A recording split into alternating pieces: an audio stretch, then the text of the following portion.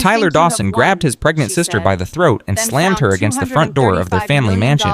"You disgusting whore!" he hissed, his spit landing on her face. "You spread your legs for that animal, and now you want us to accept his bastard into our family." Their mother, Patricia, stood 3 feet away, watching, arms crossed, face empty. Their father, Richard, kept reading his newspaper as if nothing was happening. Elena clawed at Tyler's hands, gasping for air, feeling her baby kick in panic inside her womb.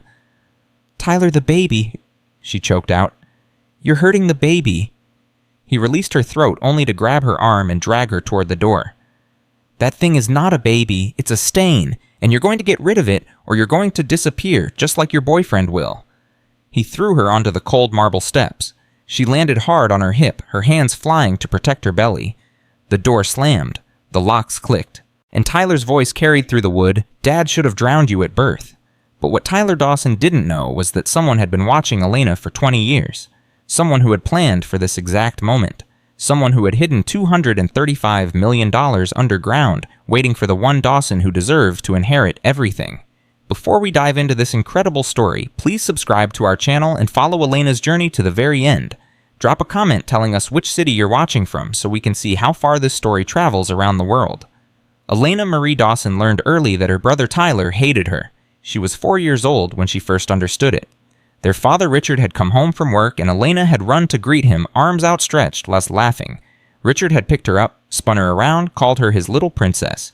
Tyler, 8 years old, had watched from the staircase. His small hands gripped the railing so hard his knuckles turned white. That night, Elena woke up to find Tyler standing over her bed in the darkness. He leaned down and whispered in her ear, "Daddy loves me more. He just doesn't know it yet. One day I'll prove it, and then you'll be nothing." She told her mother the next morning. Patricia laughed and said Tyler was just playing. Brothers tease their sisters. It's normal. It wasn't normal. Over the years, Tyler's hatred grew like a tumor. He broke her toys and blamed the maid. He told her friends lies until they stopped coming over. He convinced their parents that Elena was difficult and dramatic whenever she tried to expose him. By the time Elena was 16, she had learned to stay out of Tyler's way. She had learned to make herself small, invisible, unthreatening. But Tyler never forgot that moment when their father chose her, and he never stopped planning his revenge. Elena was 29 when she met Marcus Webb. She was standing in an empty building downtown trying to decide whether the crown molding was original or reproduction. Her father's company had bought the property for development, and Elena, working as an interior designer, had been sent to assess the historical elements worth preserving. "You're frowning at that molding like it insulted your mother." She turned. A man stood in the doorway, tall, broad-shouldered, wearing work clothes covered in sawdust. His skin was dark brown. His eyes were sharp and warm at the same time. "I'm trying to figure out if it's authentic," Elena said. He walked closer. She noticed his hands large and calloused, the hands of someone who built things instead of buying them. "It's real," he said. "See the irregularities in the pattern? Machine-cut molding is perfect. This was carved by hand, probably 1920s. Whoever made this gave a damn about their work." "You know a lot about architecture." "Shh. I know a lot about things people build with their hands instead of their checkbooks." Elena should have been offended. Instead, she laughed. "I'm Elena." "Marcus." He extended his hand. His grip was firm but gentle. "I'm the lead carpenter on this project, which means I'll be tearing out most of what you're trying to save." "Then I guess we're enemies." "Guess so." But he smiled when he said it. They talked for 2 hours that first day. Marcus had grown up in Georgia, learned carpentry from his grandfather, spent 15 years perfecting his craft. He spoke about wood the way some people spoke about music, with reverence and passion. Elena had never met anyone like him. "What about you?" he asked. "What's your story?" "My story?" Elena hesitated. She never talked about herself. In her family, talking about yourself was considered gauche unless you were bragging about accomplishments. "I don't have much of a story." Everybody has a story. Some people just haven't figured out how to tell it yet. She thought about that for days afterward. 3 weeks later, Marcus asked her to coffee. "Not a date," he said quickly. "Just 2 enemies sharing intelligence over caffeine." "That sounds exactly like a date." "Only if you want it to be." She wanted it to be. They met at a diner on the edge of town, far from anyone who might recognize Elena Dawson. She told herself it was because she valued her privacy. The truth was more complicated. Marcus was black. In Charlotte's old money circles, that mattered. It shouldn't have, but it did. You're nervous, Marcus observed, watching her shred her napkin into tiny pieces. I'm not nervous. You've destroyed 3 napkins since we sat down. Elena forced herself to stop. I'm just not used to this. To what coffee? To being seen. Marcus tilted his head. What do you mean? In my family, you're not supposed to have feelings. You're supposed to have accomplishments. You're not supposed to want things. You're supposed to acquire things. Nobody ever asks what I actually think or feel. They just assume I'm fine because I have money. Are you fine? The question hit her like a punch to the chest. Simple, direct, devastating. No, she whispered. I don't think I've ever been fine. Marcus reached across the table and took her hand. His palm was warm and rough against her fingers. Then maybe it's time to start. They dated in secret for 4 months. Elena learned to lie. She told her family she was taking yoga classes 3 nights a week. She told them she had joined a book club.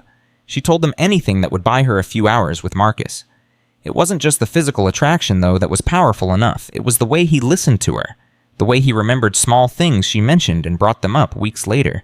The way he challenged her to think beyond the narrow world she had grown up in. One night, lying in his small apartment after making love, Elena traced the scars on his hands. Where did these come from? To work, learning, making mistakes, and keeping going anyway. He kissed her forehead. Scars mean you survived something. I don't have any scars. Not on the outside, but I see the ones inside. Your family put them there, didn't they? Elena didn't answer. She didn't have to. You know, this can't stay secret forever, Marcus said softly. Eventually we have to tell them. I know. Are you ashamed of me? No? She sat up, looking into his eyes. I'm ashamed of them, of what they'll say, of what they'll do. What's the worst they can do? Yell cut you off. You're a grown woman, Elena. You can survive without their money. You don't understand. It's not just about money. It's about power. Control. My father has destroyed people who crossed him. Business rivals, former employees, anyone who threatened his image of the perfect family. I'm not afraid of your father. You should be. Marcus pulled her close. Whatever happens, we face it together. That's what love means. Elena wanted to believe him. She wanted to believe that love was enough. But she had seen what her family was capable of, and deep down she knew that telling them about Marcus would start a war. The pregnancy changed everything. Elena missed her period in September. She told herself it was stress. She took a test in October. 2 pink lines. Unmistakable. She sat on her bathroom floor for an hour staring at those lines, feeling the world reshape itself around her. A baby. Marcus's baby. Terror came first. Her father would never accept this. Her mother would be mortified. Tyler would use it as ammunition in his endless campaign to prove Elena didn't deserve to be a Dawson. But then the terror faded, and something else took its place. Hope. She called Marcus immediately. I need to tell you something. Good or bad? I don't know yet. Maybe both. She heard him take a breath. Whatever it is, we handle it together. I'm pregnant. Silence. 1 second. 2. 3. Marcus, are you there? I'm here. His voice cracked. I'm just trying to remember how to breathe. Did you say pregnant? Yes? We're going to have a baby? Yes. A sound came through the phone that might have been a laugh or a sob. Elena, I have wanted a family my entire life. A real family. Not people who share your last name and stab you in the back. People who love each other. People who protect each other. Then we have to tell mine. We can't hide this anymore. When? Sunday. Family dinner. Everyone will be there. I'll be ready. But ready was a relative term. Nobody could truly be ready for what was coming. The night before the dinner, Elena couldn't sleep. She lay in bed, one hand on her still flat stomach, thinking about all the ways this could go wrong. Her father's cold fury. Her mother's disappointed sighs, Victoria's mockery, and Tyler. Always Tyler. Her phone buzzed, a text from an unknown number. I know what you've been doing. I know who you've been seeing. Sunday will be fun. Elena's blood turned to ice. Tyler. It had to be Tyler. Somehow he had found out. She thought about canceling. She thought about warning Marcus. She thought about running. But where would she run to and for how long? No, she had spent her entire life running from Tyler, making herself small to avoid his cruelty. She was done running. She was done being afraid. Tomorrow she would tell the truth. Whatever happened after that, she would face it, she texted Marcus. Something might go wrong tomorrow. Tyler may already know. His response came immediately. Then we walk in with our heads high and our spines straight. They don't get to control us anymore. Elena closed her eyes and tried to pray for the first time since childhood. Sunday dinner started like every other Dawson family gathering. Richard sat at the head of the table holding forth about a new development project. Patricia arranged flowers in a crystal vase, half listening, making small sounds of agreement at appropriate moments. Tyler slouched in his chair, drinking wine too fast, his eyes sliding toward Elena with a predatory gleam. His wife Jennifer scrolled through her phone, bored and absent. Victoria examined her reflection in a silver spoon, while her husband David pretended to follow Richard's monologue. Elena sat at the far end of the table, her hands clasped in her lap to hide their trembling. She had told Marcus to arrive at 7:15, 15 minutes after dinner started. Just enough time for everyone to get settled. At 7:14, the doorbell rang. Who could that be? Patricia frowned. We weren't expecting anyone. Elena stood. Her legs felt like water. I invited someone. There's something I need to tell all of you. Tyler's smile widened. He knew. He had been waiting for this. Richard set down his wine glass. Elena, we don't appreciate surprises. If you wanted to invite a guest, you should have informed us. I know, I'm sorry, but this is important. She walked to the front door. Her heart was pounding so hard she could hear it in her ears. She opened the door. Marcus stood on the threshold, wearing a dark suit that he had probably saved for months to afford. He held a bouquet of flowers for Patricia. His face was calm, but Elena could see the tension in his jaw. Ready? He asked softly. No, but let's do it anyway. She took his hand and led him into the dining room. The silence was absolute. Richard's face went through several transformations in the span of 3 seconds. Confusion, recognition, disgust. His eyes moved from Marcus to Elena to their joined hands, and something in his expression hardened into stone. Patricia's mouth fell open. Her hand went to her throat, clutching her pearls like a lifeline. Victoria let out a short, sharp laugh. Oh my God, Elena, please tell me this is a joke. Tyler said nothing. He just watched that predatory smile still playing on his lips, waiting. Elena took a breath. Everyone, this is Marcus Webb. He's the man I love. And I'm pregnant with his child. We're getting married. The explosion came from Richard. He stood up so fast his chair crashed backward. Get him out of my house. Dad, please. I said get him out. His voice cracked like a whip. 50 years of business deals, of crushing rivals, of absolute authority over everyone around him, all concentrated into 3 words. Marcus stepped forward. Mr. Dawson, I understand this is a surprise, but I love your daughter. I want to marry her. I want to be a father to our child. If you'll give me a chance. A chance? Richard's face had turned purple. A chance for what? To pollute my bloodline, to destroy everything I've built? Richard, Patricia's voice was faint. Perhaps we should discuss this privately. There's nothing to discuss. She brought this animal into my home. She spread her legs for him like a common whore, and now she expects me to accept it. Dad, stop it. Elena's voice broke. Marcus is a good man. He works hard. He loves me. Why can't that be enough? Because this isn't about love. Richard moved closer, his finger jabbing the air. This is about legacy. This is about everything the Dawson name represents. Do you have any idea what people will say? Do you have any idea what this will do to our reputation? I don't care about reputation. I care about my family. This creature is not your family. We are your family, and if you choose him over us, you are no longer a Dawson. Tyler finally spoke. His voice was soft, almost gentle, which made it worse. Dad's right, Elena. You've made your choice. Now you live with it. He stood walking toward Marcus with that smile still on his face. But before you go, I want you to understand something. He stopped inches from Marcus, close enough that their chests almost touched. I warned you, Tyler said. I told you what would happen if you didn't disappear. You didn't listen. That was a mistake.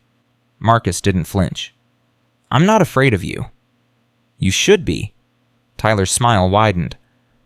Everyone who's ever crossed me has regretted it. My sister will learn that lesson soon enough. But you... He leaned closer, dropping his voice to a whisper.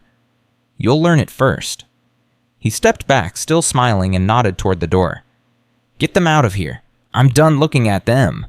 What happened next became a blur in Elena's memory. Tyler grabbed her arm and dragged her toward the door. Jennifer continued scrolling her phone, uninterested. Victoria laughed again, that brittle sound that had tormented Elena since childhood. David stared floor, too cowardly to speak. Patricia called out once, "Elena, wait!" But Richard silenced her with a look. And then Elena was outside on the cold marble steps with Marcus helping her up, his hands gentle even as his eyes burned with fury. "Are you hurt? Did he hurt you?" "I'm fine. The baby's fine."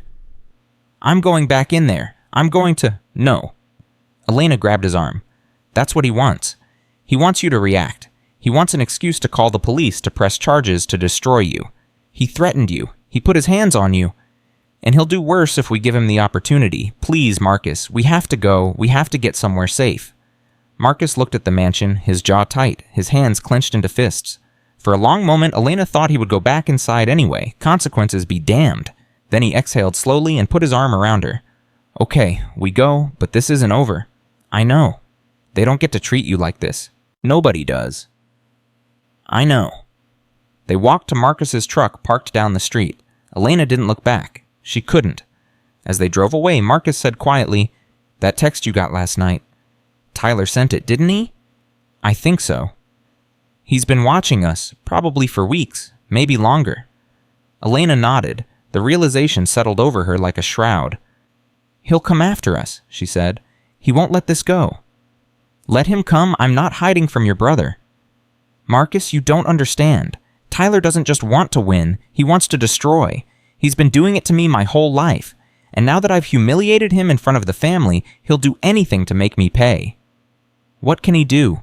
You're not dependent on them anymore. We have each other. We have our baby. We have our whole lives ahead of us." Elena wanted to believe him. She wanted to believe that love was a shield strong enough to protect them from everything Tyler was capable of.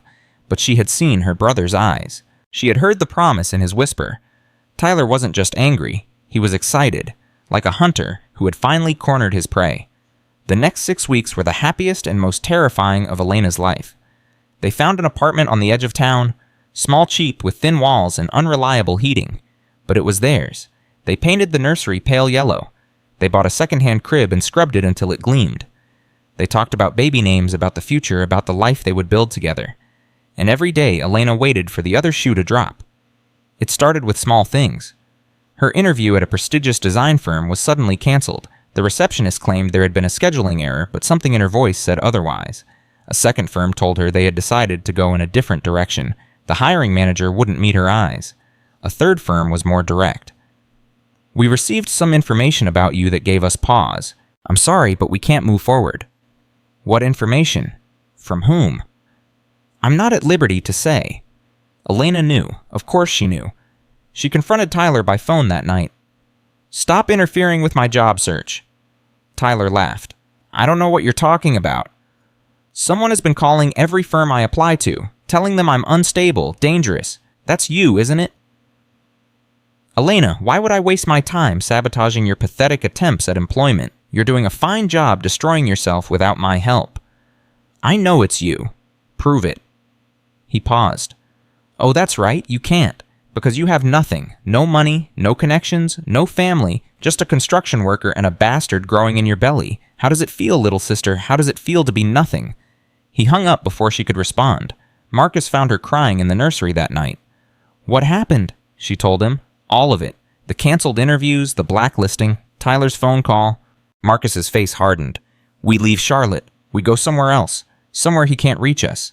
He'll follow. He'll find us. This is a game to him, and he won't stop until he wins. Then we fight back.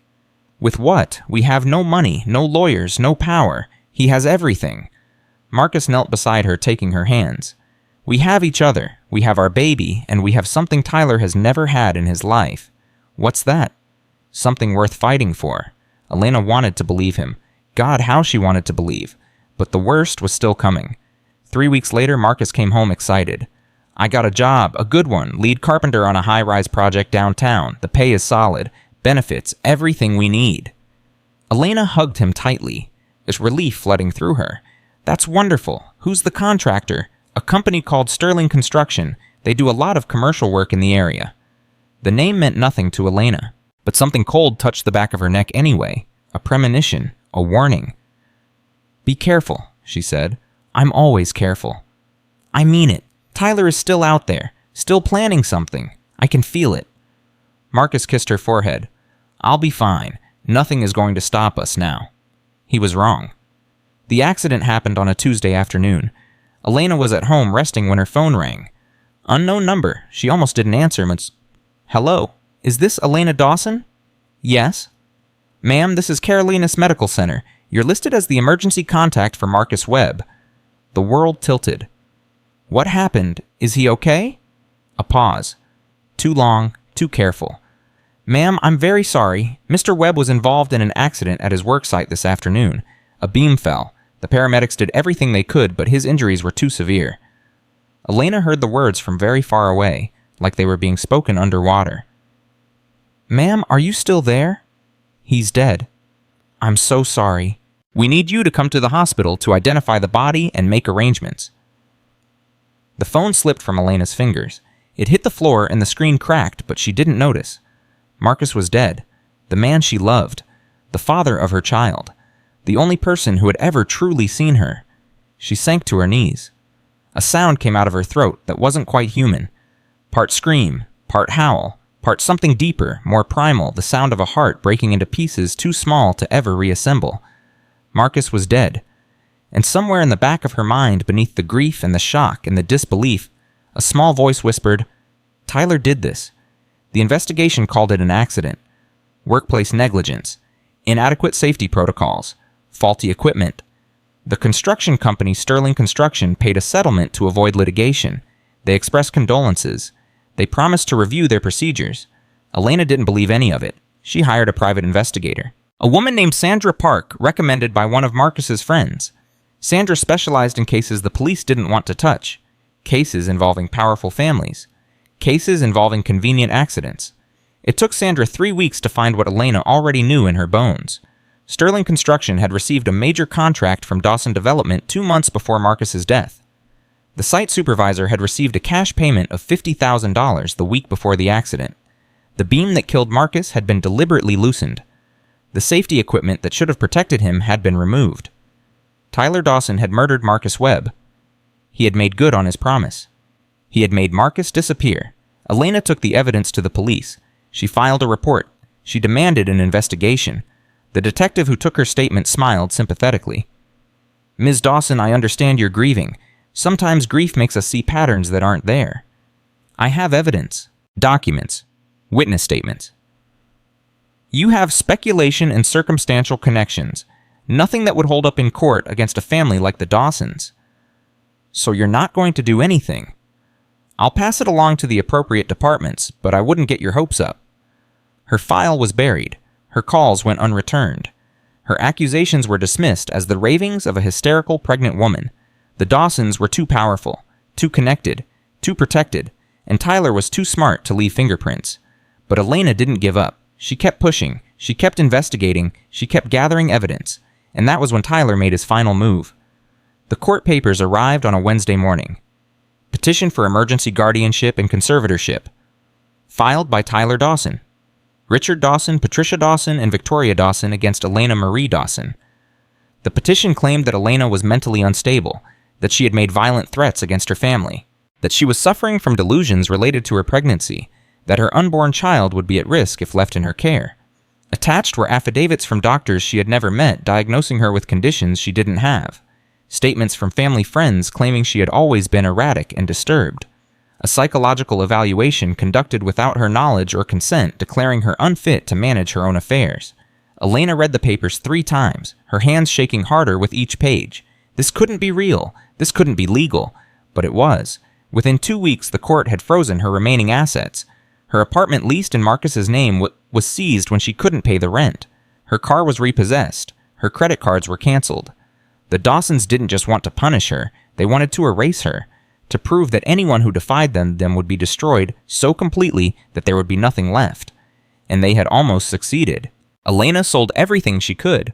Marcus's tools, her jewelry, the furniture they had chosen together. She lived in shelters when beds were available. She slept in her car when they weren't. She ate whatever she could afford, which was usually nothing. 7 months pregnant, homeless, alone. One night, parked behind a Walmart in Nevada, Elena sat in her car and watched the rain streak down the windshield. She had $47 to her name. Her gas tank was nearly empty. Her baby was due in 2 months, and she had no idea how she was going to survive long enough to give birth. She thought about driving off a cliff. She thought about swallowing whatever pills she could find. She thought about calling Tyler and begging him to make it stop. And then the baby kicked, a small foot pressing against her belly from the inside. Insistent, alive, fighting. Elena put her hand over that tiny foot and made a promise. I will not let them win. I will survive this. I will protect you. And I will make them pay for what they did to your father. The baby kicked again, as if in agreement. The next morning, Elena walked into the Walmart and asked if any mail had come for her. She had been using the store's address for forwarding a trick she had learned from other homeless women in the shelters. The customer service representative handed her a thick, cream-colored envelope. Expensive paper, elegant script, a return address in Portland, Oregon. Elena opened it with trembling fingers. Dear Ms. Dawson, we are writing to inform you that you have been named as the sole beneficiary in the estate of Eleanor Catherine Whitmore, your late great-aunt. Elena read the letter 3 times standing at the customer service counter. A log cabin, 67 acres. A great-aunt she had met only once 20 years ago. Eleanor. The old woman at the family reunion. The one everyone had called crazy. The one Elena had brought lemonade to when everyone else ignored her. She called the number on the letterhead. A man answered, his voice warm and professional. Finch & Associates, Henry Castellano speaking. Mr. Castellano, my name is Elena Dawson. I received a letter about an inheritance. Ms. Dawson. The warmth in his voice deepened. I've been hoping to hear from you. Eleanor spoke of you often in her final years. I don't understand. I barely knew her. Why would she leave me anything? Because you were kind to her once when no one else was. She never forgot that. She said it told her everything she needed to know about who you really were. Mr. Castellano, I have to be honest with you. I'm in trouble. My family has taken everything from me. I'm 7 months pregnant living in my car. If they find out about this inheritance, they'll try to take it too. I know about your family. His voice hardened. Eleanor told me what the Dawsons were capable of. That's why she set up the inheritance the way she did. The property is held in a trust that cannot be broken or challenged. Even if your family tried to claim guardianship over you, they couldn't touch it. You're protected, Ms. Dawson. Eleanor made sure of that. For the first time in months, Elena felt something like hope. She drove west for 4 days, through Nevada and California, then north through Oregon. She stopped only when exhaustion made it dangerous to continue. She ate gas station food. She slept in rest stops. She felt her baby growing stronger with every mile that separated her from Charlotte. On the 5th day, she arrived. The cabin was more than she had imagined. Hand-hewn logs fitted together with precision, a stone chimney, a wide porch with railings carved in patterns of grapes and leaves, mountains rising in the distance, a stream running through the property. Henry Castellano was waiting on the porch, silver-haired, kind-eyed grandfatherly. He helped her up the steps and handed her a brass key worn smooth by decades of use. Welcome home. He gave her a tour. The kitchen with its wood-burning stove, the bedrooms upstairs with their handmade quilts, the stone fireplace with the carved mantel. Eleanor lived here for 43 years, he said, after her husband William died. She rarely left. People in town thought she was eccentric, but she was happy here. Truly happy. Before he left, Castellano handed Elena an envelope. Eleanor's final note. She was very specific that you receive this. That night, alone in the cabin, Elena opened the envelope by firelight. Dear Elena, if you're reading this, then I'm gone and you found the only home I ever truly loved. I know what your family has done to you. I know what they're capable of. I've watched them from a distance for years. But I also watched you. That day at the reunion when you brought me lemonade while everyone else ignored me. That moment told me everything. I've left you more than a cabin and some land. I've left you something I kept hidden for 43 years. Something that will change your life. The wine cellar entrance is in the stone floor near the fireplace. Look for the rose carved into the hearthstone. Press it 3 times. Trust what you find. Use it wisely. You are always the one. With love. Elena stared at the letter, then at the fireplace, then at the carved rose in the hearthstone that she hadn't noticed before. The baby kicked, hard. Elena knelt down. She found the rose. She pressed it once, twice, 3 times. A grinding sound filled the room. Stone against stone. A section of the floor sank downward, revealing steps descending into darkness. Elena grabbed a flashlight. Her heart was pounding. Her hands were shaking. She descended. The chamber that opened before her defied imagination. Vaulted ceilings, stone walls, and rows upon rows of wine racks stretching back into shadows holding thousands of bottles. Tens of thousands. Elena walked forward slowly, her flashlight sweeping across labels. French, Italian, German, dates going back to the 1800s. In the center of the chamber sat a wooden desk. On it lay a leather journal. She opened it to the first page. Private collection and estate records. Property of William and Eleanor Whitmore. Begun 1940. She turned the pages. Entry after entry. Wine after wine. Purchase prices. Current valuations. A 1945 Romanée Conti.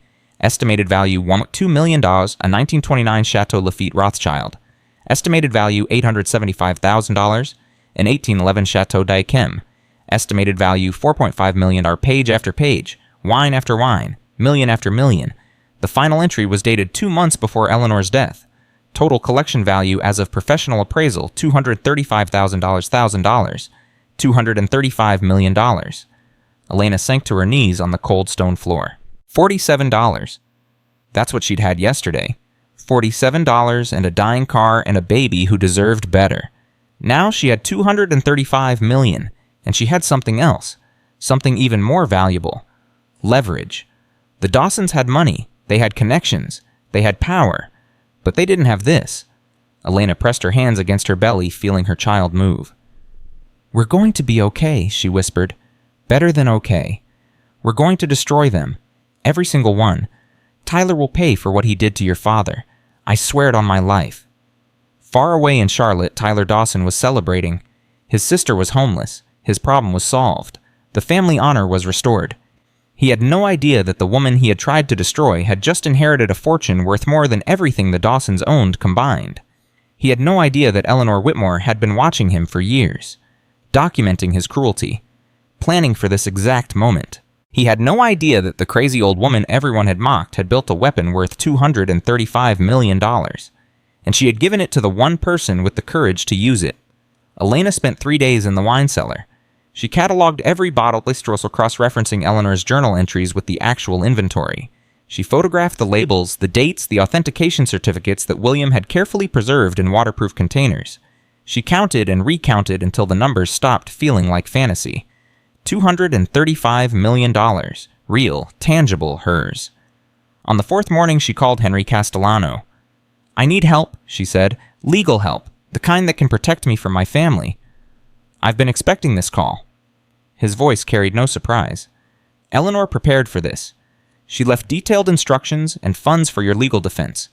There's an attorney in Portland named Diana Reyes. She specializes in protecting people from predatory families. I've already briefed her on your situation." "How much does she know?" "Everything Eleanor knew, and Eleanor knew a great deal about the Dawsons." Elena's hand tightened on the phone. "What do you mean?" "Your great-aunt spent 30 years watching your family. She kept records, documentation, evidence of things your father and brother have done to people who crossed them." Castellano paused. "Including the circumstances surrounding Marcus Webb's death." Elena stopped breathing. She knew about Marcus. She knew Tyler was planning something. She tried to warn you, but she couldn't find you in time. She died 2 weeks before Marcus's accident, believing she had failed you. His voice softened. "But she didn't fail. She left you everything you need to fight back. The money is just the beginning." Diana Reyes arrived at the cabin the next afternoon. She was small, fierce with sharp eyes that missed nothing and a handshake that could crack walnuts. She carried 2 briefcases and a laptop, and she spoke with the clipped efficiency of someone who had spent decades fighting battles other lawyers were too afraid to touch. "I've reviewed Eleanor's files. Diana said, spreading documents across the kitchen table. "Your family has been running a criminal enterprise disguised as a real estate company for 40 years. Bribery, fraud, witness intimidation, and that's just what Eleanor could prove." "What about Marcus?" Diana's expression hardened. "The evidence is circumstantial, but compelling. Sterling Construction received a $3 million contract from Dawson Development 6 weeks before your boyfriend's death. The site supervisor, a man named Gerald Hayes, deposited $50,000 in cash into an offshore account the day after the accident. The safety equipment that should have protected Marcus was removed from the site that morning, and Tyler visited the construction site personally 3 days before it happened. Elena felt sick. Can we prove he ordered the murder? Not yet, but we can prove enough to reopen the investigation, and we can prove enough to destroy the guardianship petition they filed against you. How? Diana pulled out a thick folder. Your family claimed you were mentally unstable. They produced medical evaluations, witness statements, expert testimony. All of it fabricated. She opened the folder, revealing page after page of documentation. I've obtained the real medical records from every doctor they claimed examined you. None of them ever met you. Their signatures were forged.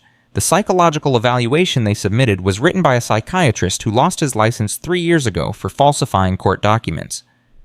They committed fraud. Multiple counts. And I intend to make them pay for every single one. For the first time since Marcus died, Elena felt something other than grief and fear. She felt rage. What do we do first? Diana smiled. It was not a pleasant expression. First, we get you healthy. You're 7 months pregnant and malnourished. You need medical care. Then we establish your competency with independent evaluations that will stand up in court. Then we go on the offensive. What does that mean? It means we don't wait for them to attack. We strike first. We file motions to dismiss the guardianship petition. We file complaints with the medical board against every doctor who signed those fake evaluations. We submit evidence to the FBI about Tyler's involvement in Marcus's death, and we do it all publicly, loudly, and with enough documentation to bury them. Elena stared at the woman across the table. Why are you helping me? Eleanor's money could hire any lawyer in the country. Because your great aunt saved my mother's life 30 years ago. Diana's voice softened for the first time. My mother was a housekeeper for a wealthy family in San Francisco. When she reported that the family's son had assaulted her, they tried to destroy her the same way your family tried to destroy you. Eleanor found her. Eleanor funded her legal defense. Eleanor made sure the son went to prison. She paused. I've spent my career paying that debt forward. Helping you isn't just a case, Elena. It's personal. The first week of November brought the first sign of trouble. Elena was in town buying groceries at the small general store when she noticed a black sedan parked across the street. Tinted windows, out-of-state plates. The driver didn't get out. She mentioned it to the store owner, an elderly woman named Martha Chen. That car's been here since yesterday, Martha said, frowning. Asked about you at the diner. Wanted to know where the Whitmore property was. Shit. What did you tell him? Told him I'd never heard of any Whitmore property and suggested he try the next county over. Martha's eyes narrowed. We protect our own around here, honey. Eleanor was good to this town. Anyone who comes looking for trouble with her kin is going to find it mighty hard to get directions. Elena hugged her. It was impulsive, unexpected, and it made Martha's weathered face soften into a genuine smile. You take care of that baby, Martha said, and if you see that car again, you call Sheriff Blackwood. He doesn't take kindly to strangers harassing pregnant women. The sedan was gone when Elena left the store, but she knew it would be back. Her family had found her. The call came 3 days later. Elena was reviewing documents with Diana when her phone buzzed. Unknown number, Charlotte area code. She answered it on speaker. Hello, little sister. Tyler's voice slithered through the phone like poison. How did you get this number? I have resources you can't imagine. Did you really think you could hide from me in Oregon of all places, staying in crazy Eleanor's cabin like some kind of homeless squatter? I'm not hiding, I'm living in my home. Tyler laughed. Your home. That shack belongs to the family. Eleanor was a Dawson by blood, which means her estate should have gone to the legitimate heirs, not to the family whore who got knocked up by a construction worker. Elena's hand trembled, but her voice stayed steady. Eleanor left everything to me. Legally. Irrevocably. Your lawyers can tell you that if you ask them. My lawyers tell me that mental incompetence can't legally inherit property, and according to the court documents we filed, you're very, very incompetent. Those documents are fraudulent, and you know it. Prove it. I will. Another laugh, darker this time. You've got spirit. I always liked that about you. It made breaking you so much more satisfying. His voice dropped lower. But here's what's going to happen. You're going to sign over that property to the family trust. You're going to drop whatever pathetic investigation you think you're running, and you're going to disappear quietly the way you should have done when your boyfriend had his little accident. Elena felt Diana's hand on her arm. Steady, supportive. No. Excuse me. I said no, I'm not signing anything, I'm not dropping anything, and Marcus's death wasn't an accident. It was murder, your murder. The silence that followed was absolute. When Tyler spoke again, all pretense of charm was gone. Be very careful, Elena. Very, very careful. You're alone out there, pregnant, vulnerable. Accidents happen in the mountains. Equipment fails, people slip on icy roads, cabins catch fire in the night. Is that a threat? It's a prediction. You have 1 week to come to your senses. After that, I stopped being patient. The line went dead. Diana immediately began typing on her laptop. I recorded that, every word. We're filing a police report today and sending copies to the FBI. Will it matter? It establishes a pattern. Threats, intimidation, combined with the evidence about Marcus, it builds a case. Elena stared at the phone in her hand. He's not going to stop. He's never going to stop. Then we make him. Diana's voice was steel. We make stopping his only option. 2 days before Thanksgiving, Elena received a different kind of call. Ms. Dawson, this is Sheriff James Blackwood. We've got a situation I think you should know about. What kind of situation? 3 men drove into town this morning, asking questions about you, about the Whitmore property, about access roads. They've got equipment in their truck. Cameras, recording devices, the kind of gear people use for surveillance. Elena's blood chilled. Where are they now? Sitting in my office, explaining why they're carrying unlicensed firearms across state lines. Turns out Oregon has pretty strict gun laws, and these boys didn't do their homework. Relief flooded through her. Can you hold them? For at least 72 hours, maybe longer if the federal charges stick. The sheriff's voice hardened. Ma'am, I don't know what kind of trouble you're in, but I served with Eleanor's husband in Vietnam. Bill Whitmore saved my life at Khe Sanh. His widow helped put my daughter through college. Anyone who comes after Eleanor's family is coming after mine. You understand? Elena found herself crying. She hadn't cried since the wine cellar. Thank you, Sheriff. Thank you so much. Don't thank me yet. Those 3 were just scouts. Whoever sent them is going to send more. You need to be ready. She was ready. Over the next 2 weeks, Diana assembled a legal team that would have made most corporate law firms jealous. Estate attorneys, criminal defense specialists, a former federal prosecutor who had spent 20 years putting wealthy criminals behind bars.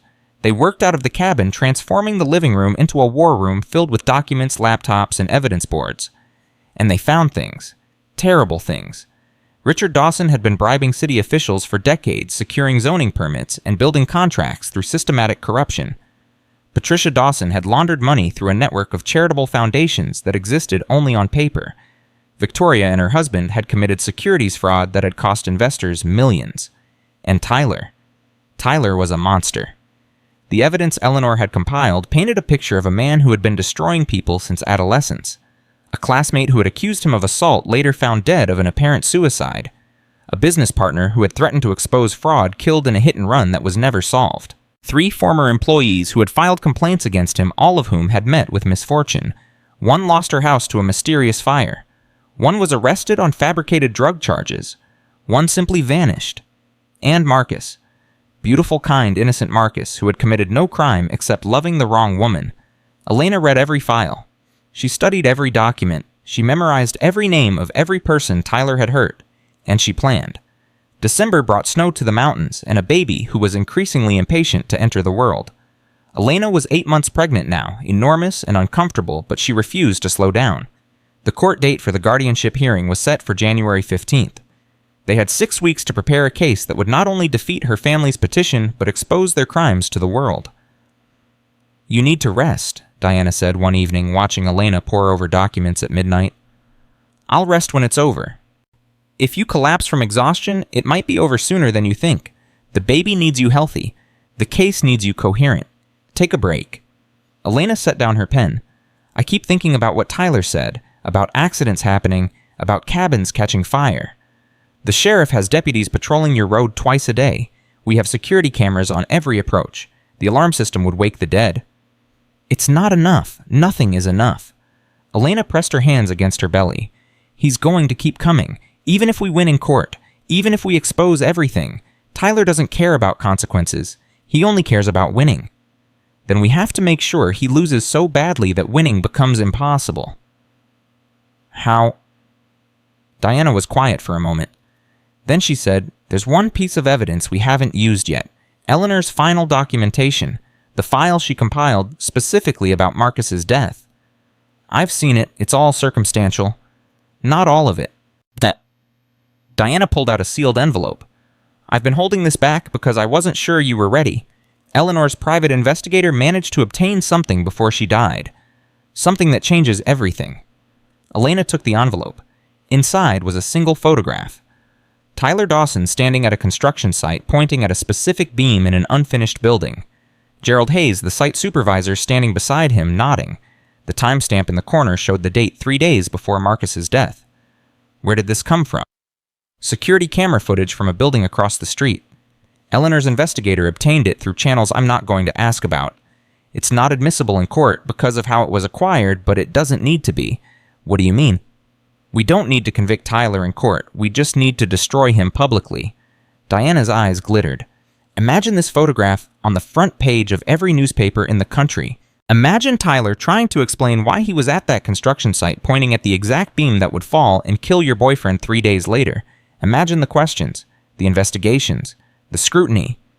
He'd claim it was coincidence. And no one would believe him, not after everything else we release at the same time. Not after the bribes and the fraud and the list of people who conveniently died after crossing the Dawsons. Diana leaned forward. "We don't fight this battle in court, Elena. We fight it in the press. We make your family so toxic that no one will work with them, invest with them, or protect them. We burn their empire to the ground, and we do it publicly." Elena stared at the photograph of the man who had murdered the love of her life. "Do it," she said. "Burn it all." The week before Christmas, Diana released the first wave of documents to the media. It started small. A regional newspaper in North Carolina ran a story about questionable zoning decisions that had benefited Dawson Development. A business journal published an investigation into the company's financial practices. A television station aired an interview with a former employee who claimed he had witnessed systematic fraud. The Dawsons responded with denials, threats, and lawsuits. They hired crisis management firms. They held press conferences proclaiming their innocence. They called Elena a mentally ill woman who was fabricating evidence out of spite. But the documents kept coming. More witnesses came forward. Former employees who had been afraid to speak now found courage in numbers. Business partners who had been silenced now saw an opportunity for revenge. Investigators who had been paid to look the other way now worried about their own exposure. By New Year's Eve, Dawson Development stock had dropped 40%. 3 major banks had called in their loans. The FBI had opened an official investigation into the company's practices, and Tyler Dawson had gone silent. That silence terrified Elena more than his threats. January 2nd brought a visitor Elena hadn't expected. She was alone in the cabin, Diana having returned to Portland to prepare court documents, when a car pulled up the driveway. Not a black sedan this time. A rental car compact and ordinary. A woman got out. Blonde, thin, expensive clothes that didn't quite hide how much weight she had lost. She walked toward the cabin slowly, hesitantly, like someone approaching a place they weren't sure they would be welcome. Elena opened the door. Victoria Dawson stood on the porch, her sister's face gaunt and hollow, her eyes red from crying. "Can I come in?" Victoria's voice was barely a whisper. "Please, I need to talk to you." Every instinct screamed at Elena to slam the door, to call the sheriff, to protect herself and her baby from another Dawson attack. But something in Victoria's eyes stopped her. Something broken. Something desperate. 5 minutes, Elena said. "Talk fast." Victoria sank onto the couch like her legs couldn't hold her anymore, her hands twisted in her lap, fingers intertwining and separating in an endless nervous pattern. "I didn't know," she said. "About Marcus. I swear I didn't know." "You knew Tyler threatened him. You were there that night." "I knew Tyler was angry. I knew he wanted to hurt you both. But I thought he meant financially, legally, the way he hurt everyone." Victoria's voice cracked. "I didn't know he would actually kill someone. I didn't know he was capable of that."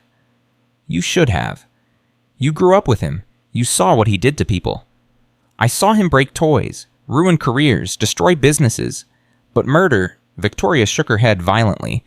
"When the news came out, when the documents started appearing, I confronted him. I asked him directly if he had done it." "What did he say?" Victoria looked up and her eyes were hollow. "He laughed. He said Marcus was nothing, just a pest that needed to be exterminated. And then he said if I told anyone, I would be next." Elena felt a chill run down her spine. "Your own brother threatened to kill you." "He's not my brother anymore. He's not human anymore." Victoria started crying ugly sobs that shook her whole body. "I've spent my entire life following along. doing what Dad said, supporting whatever Tyler decided. I told myself it was family loyalty. I told myself everyone did things they weren't proud of. She looked at Elena with something like despair. But this is murder, this is evil, and I helped create it. What do you want, Victoria? I want to testify. The words came out in a rush. Against Tyler, against Dad, against all of them. I have recordings, conversations where Tyler admitted things, documents he asked me to hide, evidence that your lawyers don't have. Elena stared at her sister. Why now? Why not months ago before all this started? Because I was a coward, because I was afraid, because I thought the family would protect me the way it always had. Victoria's laugh was bitter.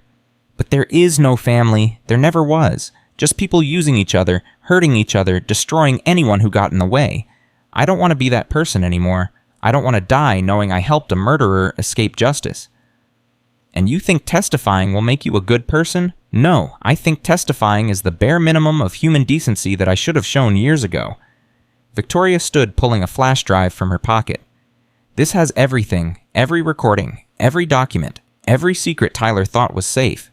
She set it on the table between them. Use it, destroy him, and maybe someday I can look in a mirror without wanting to scream. She walked to the door, then stopped. For what it's worth. Elena, I'm sorry. About Marcus. About how we treated you. About all of it. Her voice broke. You were always the best of us. You were the only one who was actually good, and we punished you for it. She left without waiting for a response. Elena sat alone in the cabin staring at the flash drive until long after darkness fell. January 10th. 5 days before the hearing. Diana reviewed Victoria's evidence with barely contained excitement. This is incredible. She has Tyler on tape discussing the payments to Gerald Hayes. She has records of bribes going back 15 years. She has conversations where your father explicitly ordered the destruction of evidence. Is it enough? It's more than enough. With this testimony, we don't just win the guardianship hearing. We put Tyler in prison for the rest of his life. Elena should have felt triumph. Instead, she felt only exhaustion. Something's wrong, she said. Tyler has been too quiet. He knows the hearing is in 5 days. He knows about the media coverage. He should be fighting back harder. Maybe he's finally realized he's beaten. Tyler doesn't accept defeat. He burns everything down before he admits he's lost. Diana's phone buzzed. She glanced at it and her face went pale. What is it? We have a problem. Diana's voice was tight. Victoria just called. She's at a hospital in Charlotte. Someone ran her off the road last night. Her car went into a ravine. Elena's blood froze. Is she alive? Barely. She's in intensive care with internal bleeding and a collapsed lung. Diana looked up from her phone. She managed to tell the doctors one thing before she went into surgery. What? She said Tyler did it. She said he found out she was going to testify and he tried to kill her the same way he killed Marcus. Elena's hands went to her belly. Her baby kicked hard as if sensing her distress. He's cleaning house, she whispered. He's eliminating anyone who can testify against him. You need to leave, now. We can relocate you somewhere safe until the hearing. No. Elena, be reasonable. If he's willing to kill his own sister, he'll certainly come for you. Then let him come. Elena's voice hardened into something she barely recognized. I'm done running. I'm done hiding. I'm done letting Tyler Dawson control my life. She picked up her phone. Call the sheriff. Tell him to bring every deputy he has. If Tyler wants a war, I'm going to give him one. That night, Elena sat by the fire with her hand on her belly, feeling her baby move. Your father was the bravest man I ever knew, she whispered. He wasn't afraid of anything. Not my family, not their money, not their threats. He only cared about love, about building something real. The baby kicked. I'm going to finish what he started. I'm going to make sure you grow up in a world where people like Tyler can't hurt anyone anymore. And I'm going to teach you that being good matters, that kindness matters, that love is stronger than hate even when hate has all the money and power in the world. The fire crackled, the wind moved through the pines outside, and somewhere in the darkness, headlights turned onto the mountain road. They were coming. The headlights stopped at the bottom of the driveway. Elena watched from the window, her heart pounding, one hand pressed against her belly where the baby had gone suddenly still. 2 vehicles. 3, 4. They lined up along the road like predators circling wounded prey. Her phone rang. Sheriff Blackwood. Ms. Dawson, we've got company. 4 vehicles, out-of-state plates, multiple occupants. My deputies are in position, but I need to know how you want to handle this. How many people? At least 8, maybe more. Elena closed her eyes. 8 people. Sent by Tyler. Sent to finish what he started with Victoria. Can you stop them? Legally, they haven't done anything wrong yet. They're on a public road. Unless they trespass on your property or make an overt threat, my hands are tied. And if they do trespass, then we arrest them, but that won't stop whoever sent them from sending more. Elena opened her eyes. The headlights hadn't moved. They were waiting, testing, seeing how she would react. Let them come, she said. But I want everything on camera. Every word, every action. If Tyler wants to make a move, let's make sure it's documented. Are you sure about this? I'm sure. She hung up and called Diana. They're here, Elena said. Outside the cabin, at least 8 of them. Diana's voice was sharp. Get out. Use the back entrance. My car is still in the garage. Drive to the sheriff's station and don't stop for anything. No. Elena, this isn't bravery. This is suicide. If I run now, I'll be running forever. Tyler will never stop. The only way this ends is if I face him. Face him how you're 8 months pregnant. You can't physically defend yourself. I don't need to. Elena looked at the documents spread across the table. Victoria's evidence. Eleanor's files. 30 years of Dawson crimes, documented and ready. I have something better than fists. I have the truth. The truth won't stop a bullet. Then let's make sure there are enough witnesses that Tyler can't fire one. She made more calls. Martha Chen from the general store. Dorothy Patterson from the library. Samuel Wright, Eleanor's oldest friend in town. Henry Castellano. One by one they answered. One by one they agreed to come. By midnight, Elena's cabin was surrounded by 2 different armies. Outside, Tyler's men waited in their vehicles, watching recording, preparing for whatever came next. Inside, a dozen Cedar Falls residents sat in Elena's living room bearing witness. Sheriff Blackwood positioned himself on the porch, his deputies spread along the property line. The standoff had begun. At 2:47 a.m., a car door opened. Elena watched through the window as a figure emerged from the lead vehicle. Tall, broad-shouldered. Moving with the arrogant confidence of someone who had never been told no. Tyler Dawson walked up the driveway like he owned it. Sheriff Blackwood stepped into his path. That's far enough, Mr. Dawson. Sheriff? Tyler's voice carried clearly in the night air. I'm just here to see my sister. Family business. Nothing that concerns you. Your sister has made it clear she doesn't want to see you, and I've made it clear that you're not welcome on this property. I wasn't aware that Oregon had laws against family visits. We have laws against harassment, against intimidation, against showing up at a pregnant woman's home in the middle of the night with 8 armed associates. Armed. Tyler laughed. Sheriff, my colleagues are security professionals, licensed and legal. They're here for my protection, not to threaten anyone. Protection from what, huh? From my mentally ill sister who has been making false accusations against me and my family. Surely you've seen the news, the fabricated evidence, the paid witnesses. She's trying to destroy us, and I simply want to talk to her, to offer her help, to bring her back into the family fold. Elena opened the cabin door and stepped onto the porch. Every eye turned toward her. Tyler's expression flickered something dark passing behind his smile when he saw the crowd of townspeople gathered behind her. You want to talk, Elena said.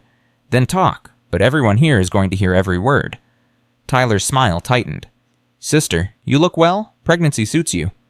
Cut the act. You tried to kill Victoria. You murdered Marcus. And now you're here to silence me before I can testify. Such dramatic accusations. You always did have an overactive imagination. He took a step forward and 3 deputies moved to block him. I'm simply concerned about you, Elena. Living alone in the wilderness, clearly unstable, making wild claims about murder and conspiracy. Our family wants to help you. Your family wants me dead. We want you healthy, safe, cared for. His voice dropped, becoming silky, reasonable, the voice of a concerned brother worried about his troubled sibling. The guardianship petition is still active. If you come with me voluntarily, we can avoid the court hearing entirely. We can get you the psychiatric care you need. We can make sure your baby is born in a proper hospital, with proper medical attention. And what happens to my baby after it's born? The child will be placed with suitable family members, raised properly, given every advantage. Raised by murderers, you mean? Tyler's mask slipped for just a moment. His eyes went cold, his jaw tight. Then the smile returned, but it didn't reach his eyes anymore. You're confused. You've been isolated too long. You're not thinking clearly. I'm thinking more clearly than I ever have in my life. Elena pulled out her phone. And I'm recording every word of this conversation, just like the security cameras are recording your men sitting in those vehicles, just like the sheriff's body cameras are recording your threats. Everything you do tonight becomes evidence. Evidence of what? A family intervention. Evidence of witness intimidation. Evidence of an attempt to coerce a pregnant woman into abandoning her legal rights. Evidence of conspiracy to commit kidnapping. Elena stepped closer to the porch railing. You want me to come with you? Get a warrant? You want to talk? Do it through my lawyers? You want to threaten me? Do it on camera so the jury can see exactly who you really are. Tyler stared at her for a long moment. The mask was completely gone now. What looked back at her was pure hatred, undiluted and absolute. You think you've won, he said quietly.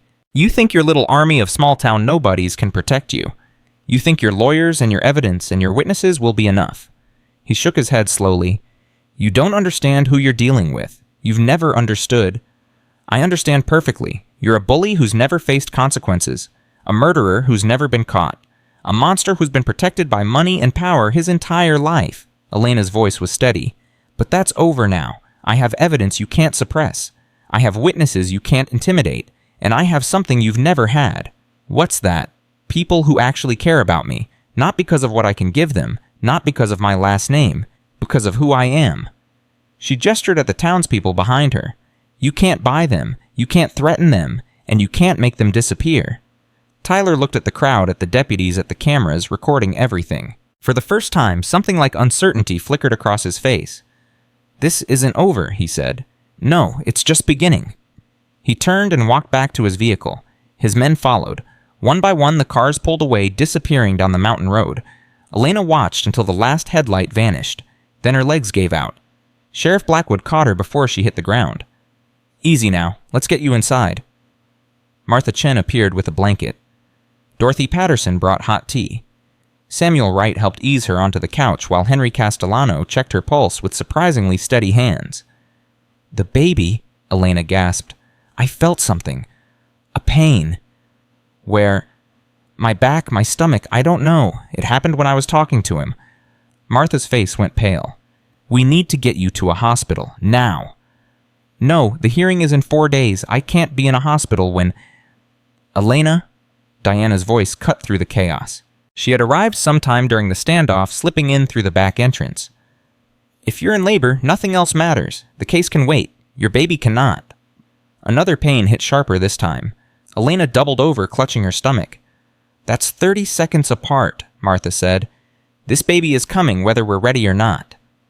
The next hours became a blur of motion and fear. They loaded Elena into the sheriff's car sirens, clearing the road ahead. Diana rode beside her, holding her hand, talking her through the contractions that came faster and harder with each passing minute.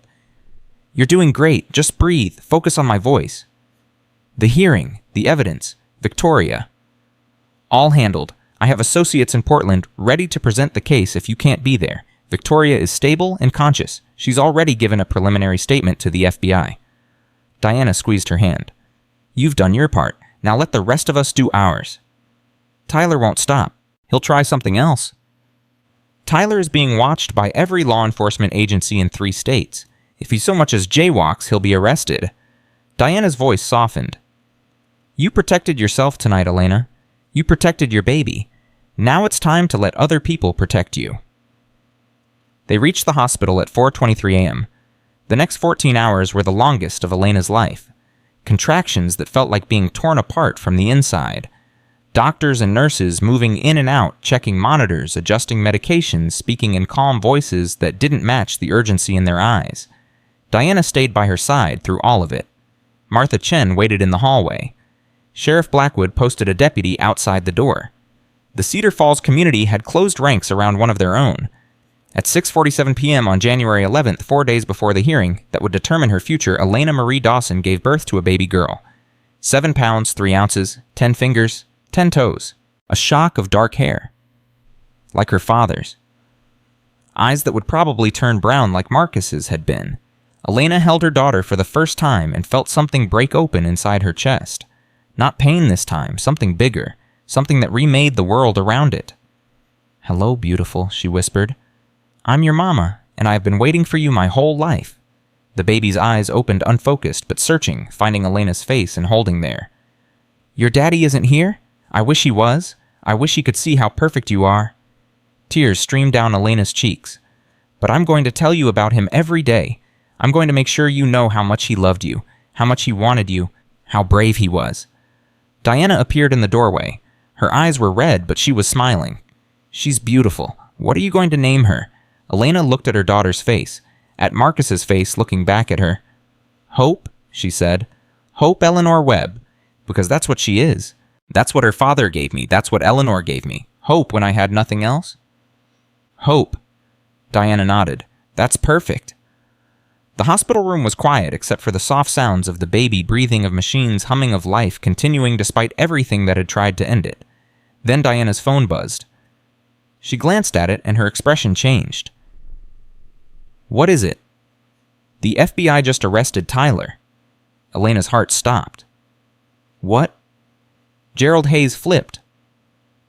The site supervisor who took the bribe to sabotage Marcus's equipment. Tyler tried to have him killed last night, and Hayes survived. He's agreed to testify in exchange for protection. Diana looked up from her phone. "They're charging Tyler with conspiracy to commit murder. 2 counts, Marcus and Victoria." Elena closed her eyes. She thought she would feel triumph, satisfaction, victory. Instead, she just felt tired. It's over. The criminal case is just beginning, but the guardianship hearing, Diana smiled. That's definitely over. No court is going to give custody of your baby to a family whose son is being charged with murder. What about my parents, Richard and Patricia? The FBI is investigating their involvement. At minimum, they're facing fraud charges. Your father's company is in free fall. Banks are calling in loans. Investors are suing. The Dawson empire is collapsing. Elena looked at her daughter. At hope. At the future Marcus had died for. "I don't feel happy," she said quietly. "I thought I would feel happy." "You're exhausted. You just gave birth. You've been fighting for survival for months." Diana sat on the edge of the bed. "Happiness will come later. Right now, just let yourself rest. Let yourself be a mother. Let everything else wait." Elena nodded. She was so tired. More tired than she had ever been in her life. But when Hope wrapped her tiny fingers around Elena's thumb, holding on with surprising strength, she felt something else beneath the exhaustion. Peace. For the first time since Marcus died, Elena felt at peace. January 15th arrived with pale winter sunlight and the promise of change. The guardianship hearing took place in Portland in a courtroom packed with reporters, lawyers, and spectators who had followed the Dawson scandal for weeks. Elena sat at the plaintiff's table with Diana beside her, Hope sleeping in a carrier at her feet. Across the aisle sat Richard and Patricia Dawson, flanked by a team of defense attorneys who looked increasingly desperate. Victoria's seat was empty. She was still in the hospital recovering from injuries her own brother had inflicted. Tyler's seat was also empty. He was in federal custody, denied bail after the judge determined he was a flight risk and a danger to witnesses. Judge Margaret Chen presided, her silver hair pulled back severely, her expression revealing nothing. "We are here to consider the petition for guardianship filed by Richard Patricia Tyler and Victoria Dawson against Elena Marie Dawson." Judge Chen looked at the defense table. "I understand circumstances have changed significantly since this petition was filed." Richard Dawson's attorney stood. "Your Honor, in light of recent developments, my clients wish to withdraw the petition." "Withdraw?" Judge Chen raised an eyebrow. "This petition accused Ms. Dawson of mental incompetence. It claimed she was a danger to herself and others. It sought to strip her of her parental rights before her child was even born. And now you wish to simply withdraw as if none of that happened." "My clients recognize that the situation has evolved, Your Honor. They no longer believe guardianship is necessary."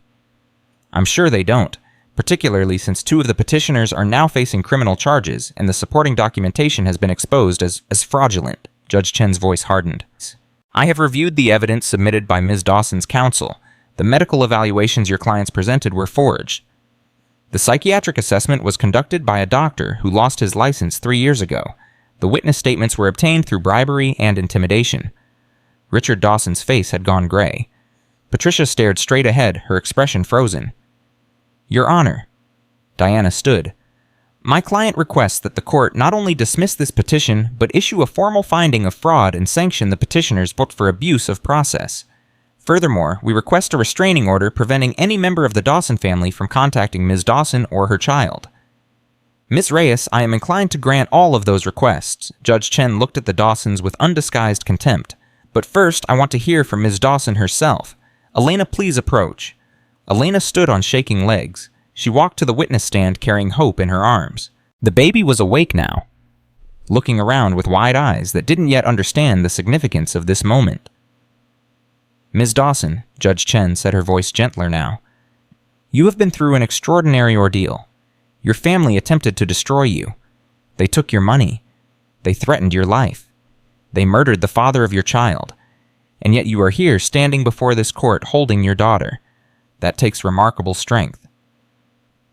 I'm not strong, Your Honor. Elena's voice wavered. I'm just a mother who wanted to protect her baby. I'm just a woman who wanted justice for the man she loved. Everything I did because I had no other choice. You had a choice. You could have given up. You could have signed away your rights and disappeared. Many people would have facing what you faced. Judge Chen leaned forward. Instead, you fought. You gathered evidence. You built alliances. You exposed crimes that had been hidden for decades. That is not weakness, Ms. Dawson. That is courage. Elena looked at her parents across the courtroom. Richard wouldn't meet her eyes. Patricia was crying silently, her perfect makeup streaked with tears. Your Honor, I don't want revenge, Elena said. I just want to be left alone. I want to raise my daughter in peace. I want to honor the memory of the man who gave his life for us. That's all I've ever wanted. And you shall have it. Judge Chen straightened in her chair.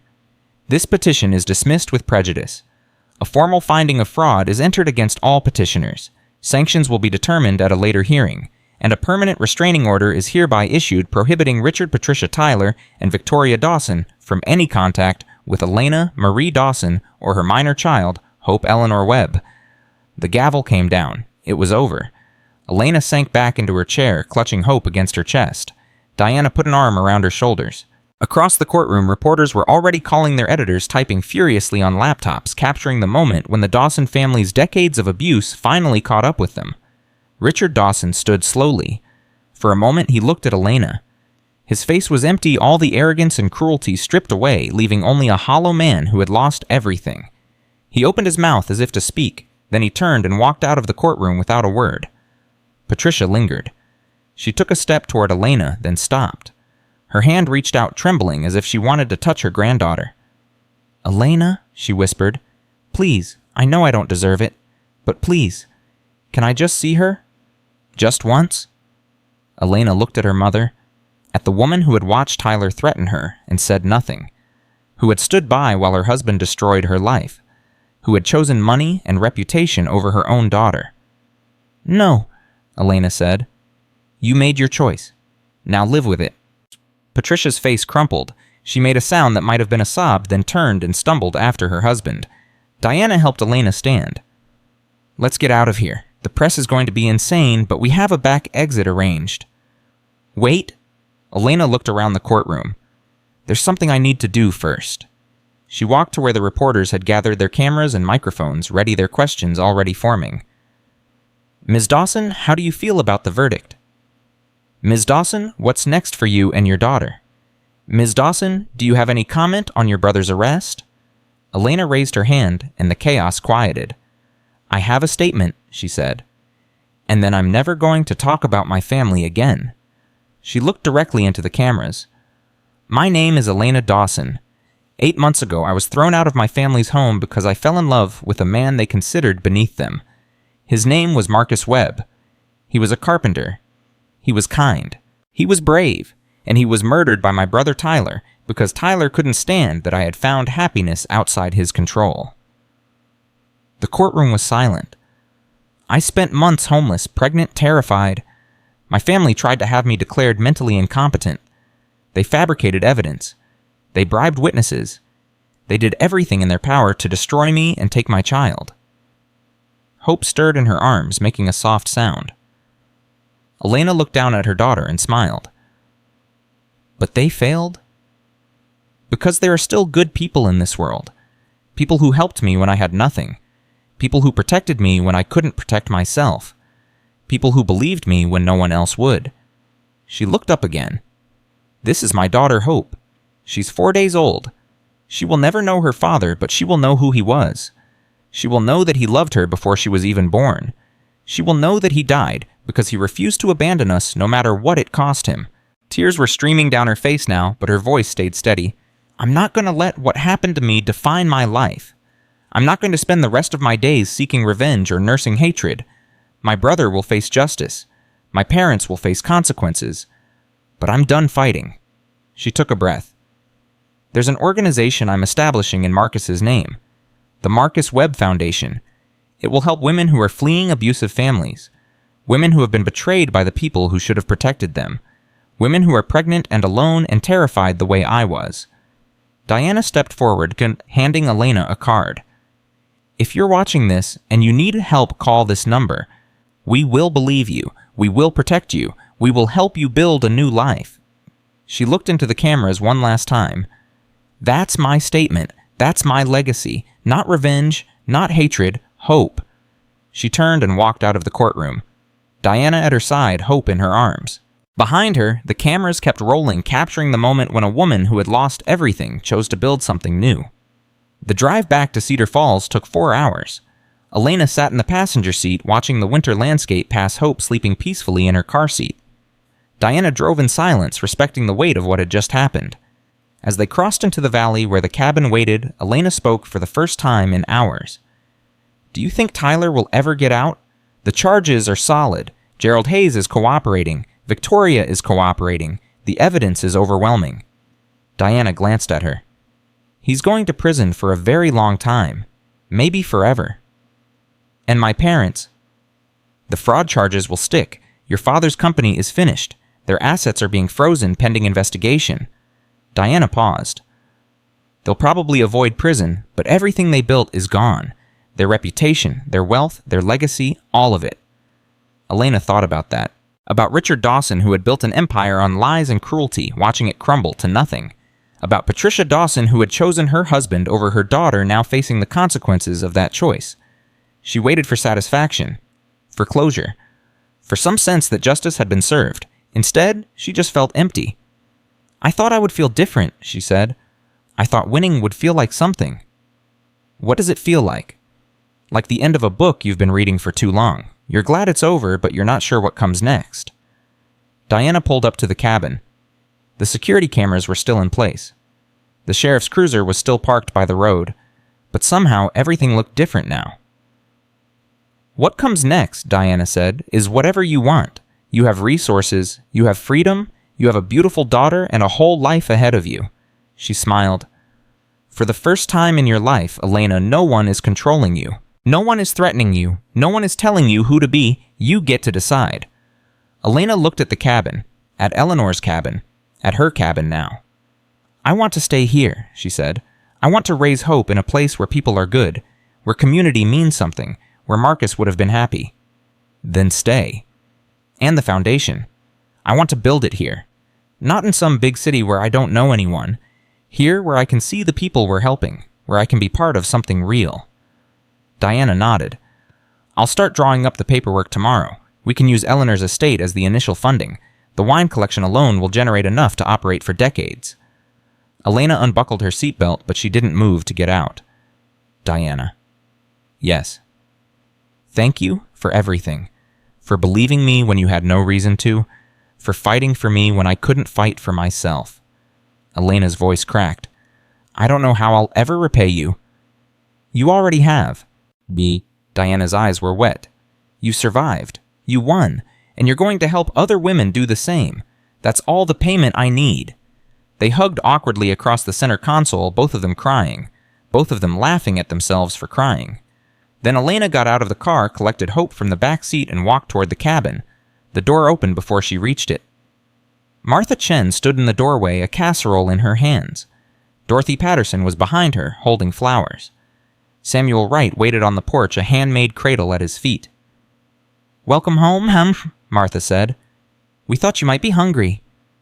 Elena looked at these people who had become her family. Not by blood, by choice. "I am," she said. "I'm starving." She walked into the cabin, Hope cradled against her chest, surrounded by people who loved her. Behind her, the winter sun was setting over the mountains, painting the sky in shades of gold and rose. A new chapter was beginning. And for the first time in longer than she could remember, Elena Dawson was ready for it. 3 months passed like a river finding its course after a storm. Elena woke each morning to Hope's cries, fed her daughter in the quiet darkness before dawn, and watched the sun rise over mountains that had become home. The cabin that Eleanor had left her transformed, slowly filled now, with baby things and legal documents and the constant hum of activity as the Marcus Webb Foundation took shape.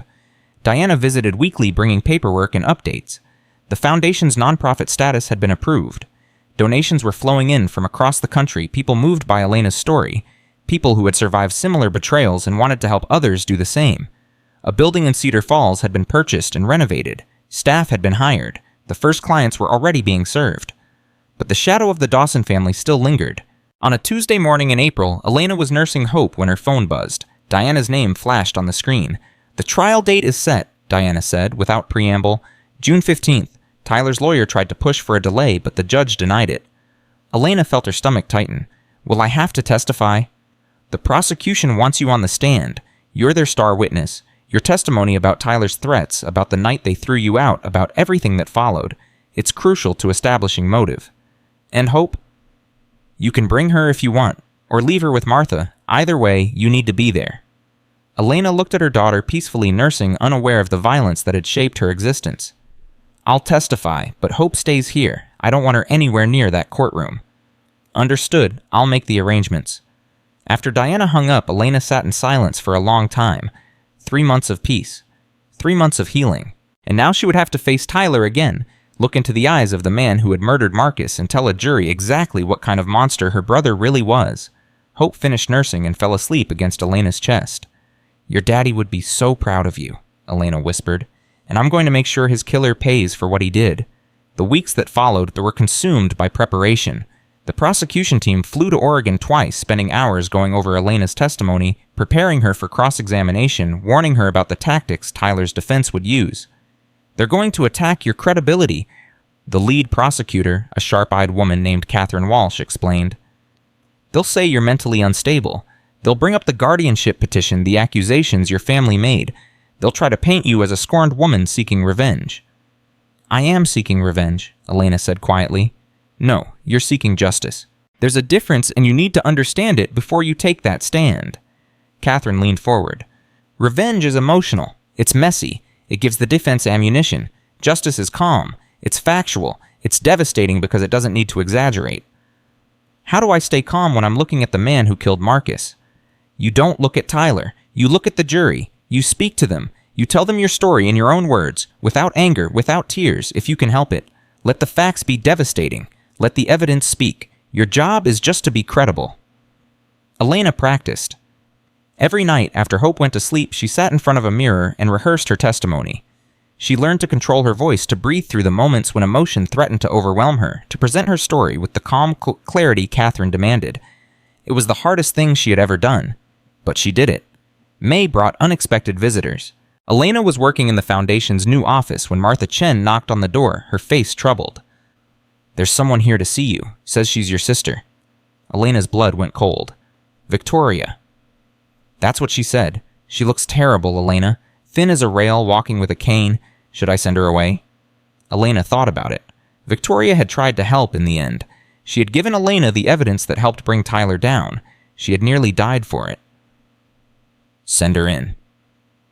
Victoria Dawson limped into the office 5 minutes later. She looked nothing like the polished society wife Elena remembered.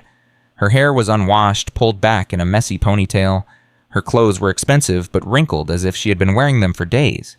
Dark circles rimmed her eyes, and her left leg dragged slightly, a permanent reminder of the car accident Tyler had orchestrated. "Elena?" Victoria's voice cracked. "Thank you for seeing me." "Why are you here?" "I needed to talk to you. Before the trial, there are things you need to know." Elena gestured to a chair. Victoria sank into it gratefully, her face tight with pain. "The doctors say I'll never walk normally again," Victoria said. "Nerve damage. Tyler's gift to me for trying to do the right thing." She laughed bitterly. "Funny, isn't it? I spent my whole life doing everything wrong, and the one time I try to be decent, I end up crippled." "What do you want, Victoria?" "I want to help. I want to testify, not just about Tyler, but about everything, about Dad, about Mom, about all the things I saw and pretended not to see for 30 years. You already gave a statement to the FBI. A statement isn't testimony. A statement isn't sitting in front of a jury and telling them exactly what our family is capable of. Victoria leaned forward. I know things, Elena. Things that didn't make it into the official record. Things that could put Tyler away forever. Like what? Victoria was quiet for a moment. When she spoke again, her voice was barely above a whisper. Marcus wasn't the first person Tyler killed. Elena felt the floor shift beneath her feet. What? When we were teenagers, there was a girl, Sarah Patterson. She went to school with us.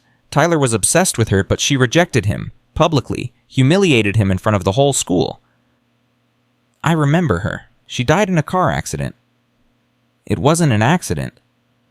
Victoria's eyes met Elena's. Tyler bragged about it to me, said he'd tampered with her brakes, said she deserved it for embarrassing him. He was 16 years old and he murdered a girl because she said no to him. Elena felt sick. Why didn't you tell anyone? Because I was 14 and terrified. Because Tyler said he would do the same to me if I ever told. Because our parents found out and covered it up, paid off. Investigators made the whole thing disappear. Victoria's voice broke. I've been carrying this for 20 years. I've been complicit in murder since I was a child, and I can't carry it anymore. The statute of limitations. There is no statute of limitations on murder in North Carolina. If I testify about Sarah, if I tell the jury what Tyler did when he was 16, it establishes a pattern.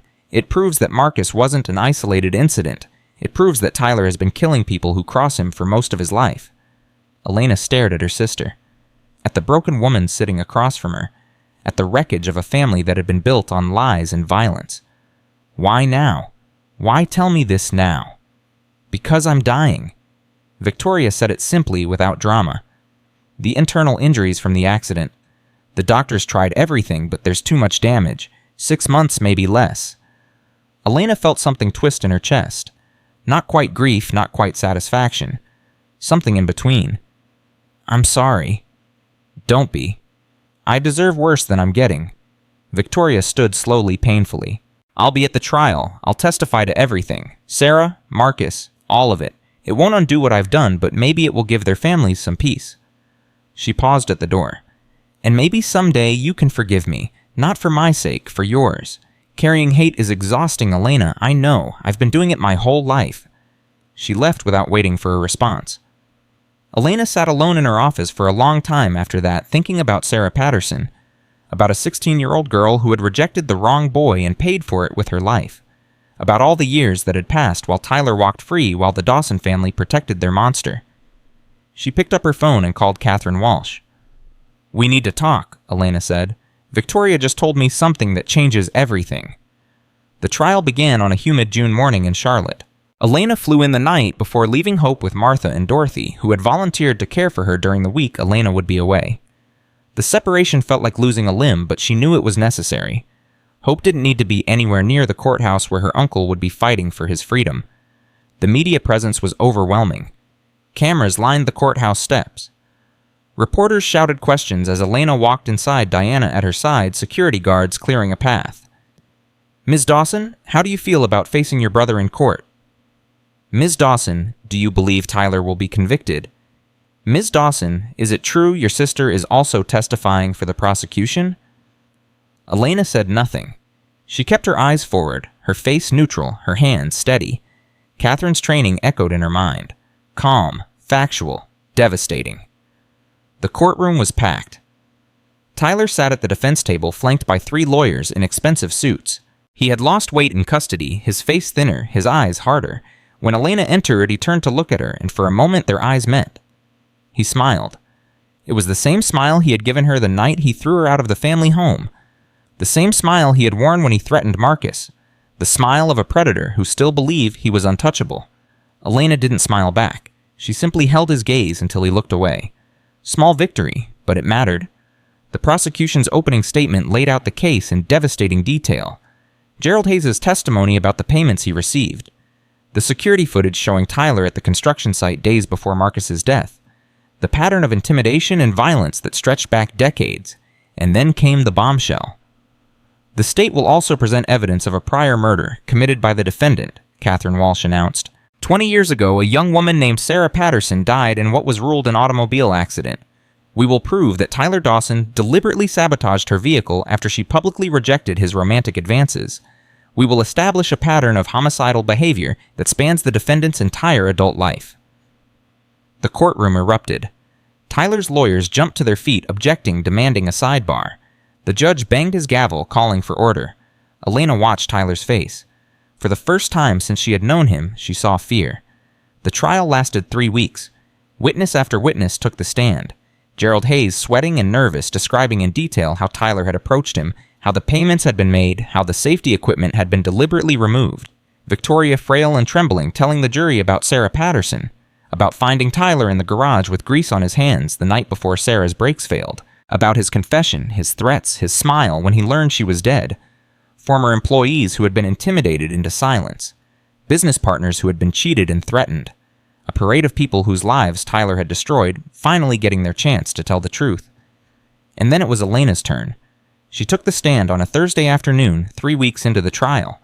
The courtroom was silent as she raised her right hand and swore to tell the truth. Catherine Walsh approached the witness stand. Ms. Dawson, can you describe your relationship with the defendant? Tyler is my older brother. Growing up, he made my life a living hell. He broke my things. He turned my friends against me. He convinced my parents I was difficult and dramatic whenever I tried to tell them what he was doing. Did his behavior escalate as you got older? Yes, when I started dating Marcus Webb, Tyler was furious. He couldn't stand that I had found happiness outside his control. Can you describe what happened when you introduced Marcus to your family? Elena told them. Every detail. Tyler's threats, the physical assault, being thrown onto the cold marble steps while her parents watched and did nothing. And after that night, Tyler began a systematic campaign to destroy us. He blacklisted me from employment. He had Marcus fired from his job. He filed fraudulent guardianship petitions to have me declared mentally incompetent. And Marcus Webb? What happened to him? Elena's voice didn't waver. Tyler had him murdered. He arranged for a beam to fall at the construction site where Marcus was working. He paid Gerald Hayes $50,000 to remove the safety equipment that would have protected him. How do you know this? Because Tyler told me, the night he came to my cabin in Oregon with 8 armed men. He said Marcus was just a pest that needed to be exterminated. He said accidents happen in the mountains. He threatened to kill me and my unborn child if I didn't stop investigating. The jury was silent. Every eye was on Elena. Miss Dawson, Catherine said quietly, what do you want from this trial? Elena looked at the jury. 12 ordinary people, who held Tyler's fate in their hands. I want justice for Marcus, for Sarah Patterson, for Victoria, who nearly died trying to do the right thing, for everyone Tyler has hurt. She paused. My brother is a murderer. He's been a murderer since he was 16 years old, and if you don't stop him, he will keep killing. That's not a threat. That's a promise, because Tyler doesn't see other people as human beings. He sees them as obstacles to be removed. She looked at Tyler for the first time since taking the stand. You took everything from me, my home, my family, the man I loved, but you couldn't take my daughter. You couldn't take my will to fight, and you can't take my voice. Her eyes locked with his. I'm not afraid of you anymore, Tyler.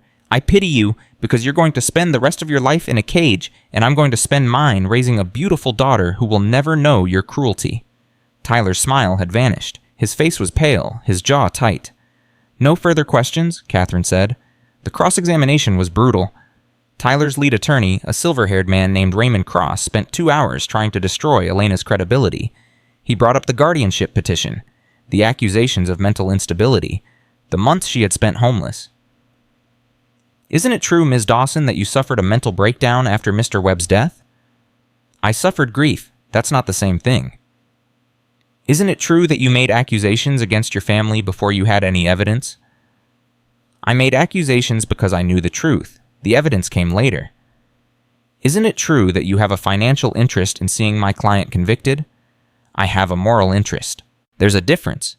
Cross pressed harder. He implied that Elena had fabricated evidence, that Victoria's testimony was revenge for Tyler's alleged attack, that the whole case was a conspiracy by a disgruntled family member seeking to destroy her relatives. Elena remained calm. She answered every question directly without embellishment. When Cross tried to trap her in contradictions, she corrected him with quiet precision. When he raised his voice, she lowered hers. By the end of the cross-examination, Cross was visibly frustrated. "No further questions," he said finally, unable to hide his irritation. Elena stepped down from the witness stand and walked past the defense table. Tyler watched her go, his eyes burning with hatred. She didn't look back. The closing arguments came on a Friday afternoon. Catherine Walsh stood before the jury and spoke for 90 minutes. She laid out the evidence piece by piece. Gerald Hayes' testimony, the financial records, the security footage, Victoria's account of Sarah Patterson, Elena's description of Tyler's threats. "This is not a complicated case," Catherine concluded. "Tyler Dawson is a murderer. He murdered Sarah Patterson when he was 16 years old because she rejected him. He murdered Marcus Webb because his sister loved him. He attempted to murder his own sister when she tried to expose his crimes.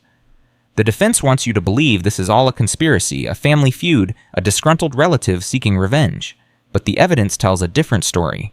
The evidence tells you that Tyler Dawson is a monster who has been protected by wealth and power his entire life.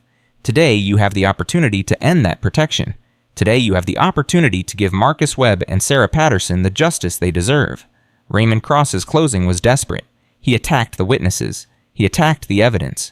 He attacked Elena personally by calling her a manipulative liar who had orchestrated a campaign to destroy her family. The jury didn't seem convinced. The verdict came after 8 hours of deliberation. Elena sat in the courtroom, her hands clasped in her lap, her heart pounding so hard she could hear it in her ears. Diana sat beside her, equally tense. The jury foreman stood. "On the charge of conspiracy to commit murder in the first degree in the death of Marcus Webb, we, the jury, find the defendant guilty." A gasp rippled through the courtroom. "On the charge of conspiracy to commit murder in the first degree in the death of Sarah Patterson, we, the jury, find the defendant guilty." Tyler's face went white. His lawyers slumped in their chairs. "On the charge of attempted murder in the first degree of Victoria Dawson, we, the jury, find the defendant guilty." Elena felt tears streaming down her face. She didn't try to stop them. The judge thanked the jury and dismissed them. He set sentencing for 30 days hence. Tyler was led out of the courtroom in handcuffs. As he passed Elena's row, he stopped. "This isn't over," he whispered. "You think you've won, but you haven't. I have friends, I have resources. One day when you least expect it, move it." The guard shoved him forward.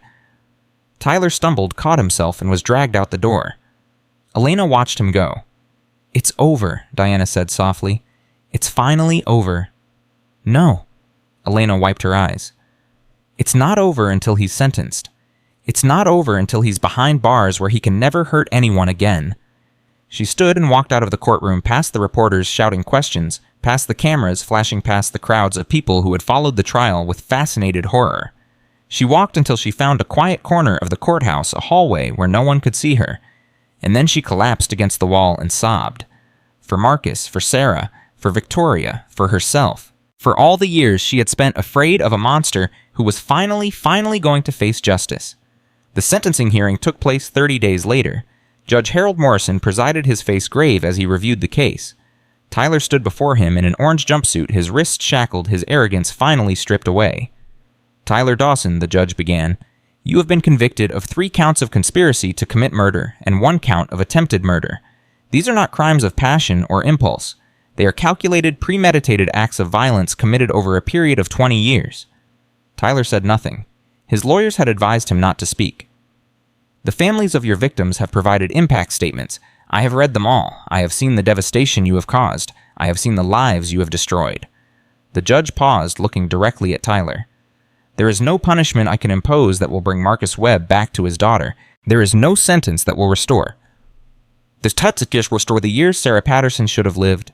There is no justice that can undo the suffering you have inflicted." He straightened his papers. "But I can ensure that you never harm another human being for as long as you live." Tyler's jaw tightened. "Tyler Dawson, I hereby sentence you to 3 consecutive life terms without the possibility of parole. You will spend the rest of your natural life in a federal penitentiary. May God have mercy on your soul, because this court has none." The gavel came down. Tyler was led away without a word. Elena sat in the gallery, hope on her lap for the first time since the trial began. Her daughter was 6 months old now, growing bigger every day, her eyes the same warm brown as Marcus's had been. "It's over," Diana said. "It's really over this time." Elena looked at her daughter, at the future Marcus had given his life for. "No," she said softly. "It's just beginning." She stood and carried Hope out of the courtroom into the summer sunlight into the rest of their lives. Behind her, the door closed on Tyler Dawson forever. 5 years transformed everything. Elena stood at the window of the Marcus Webb Foundation headquarters watching Hope chase butterflies in the garden below. Her daughter was 5 now, all legs and laughter, with Marcus's eyes and Elena's stubborn chin. She had started kindergarten in Cedar Falls last month, making friends, easily charming teachers with the same quiet confidence her father had possessed. The foundation had grown beyond anything Elena had imagined. What started as a small operation in a converted building had become a national organization with offices in 12 states. They had helped over 4,000 women escape abusive families. They had provided legal aid, housing assistance, job training, and therapy. They had saved lives. And it had all begun with a glass of lemonade given to a lonely old woman at a family reunion. Diana knocked on the doorframe. "You have a visitor." "Who?" "She says her name is Patricia Dawson." Elena's blood went cold. She hadn't spoken to her mother in 5 years. Not since the trial. Not since Tyler was sentenced. Not since the Dawson Empire had crumbled to dust. "Tell her I'm not available." "She says she's dying, Elena. She says she needs to tell you something before it's too late." Elena closed her eyes. She thought about Hope playing in the garden, innocent of the poison that had shaped her mother's life. She thought about Marcus, about what he would want her to do. "Give me 5 minutes, then send her in."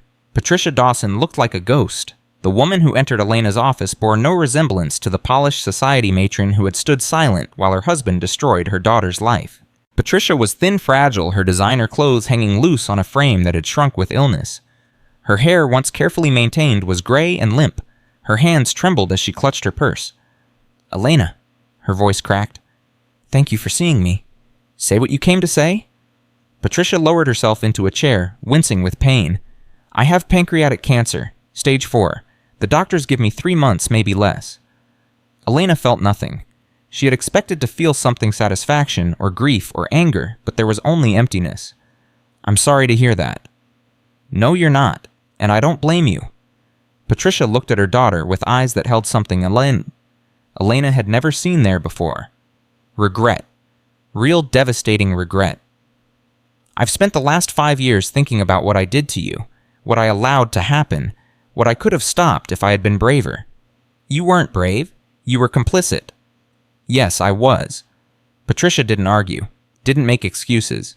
"I knew what Tyler was from the time he was a child. I knew there was something wrong with him, but I told myself it was normal. I told myself boys will be boys. I told myself he would grow out of it." "He murdered people." "I know." Tears streamed down Patricia's face. "When Sarah Patterson died, I suspected. When Marcus died, I knew. But I did nothing. I let your father handle it. I let him cover everything up. I let him protect a monster because admitting the truth would have destroyed everything we had built." "Everything you had built was rotten." "Yes, it was." Patricia reached into her purse and pulled out an envelope. "I didn't come here for forgiveness. I know I don't deserve it. I came because there's something you need to know, something I've kept secret for 32 years. Elena stared at the envelope. "What is it?" "Your birth certificate. The real one, not the one we filed with the county." "I don't understand." Patricia's hands shook as she set the envelope on the desk. "You're not Richard's biological daughter, Elena. You never were." The world tilted. Elena grabbed the edge of her desk to steady herself. "What are you talking about?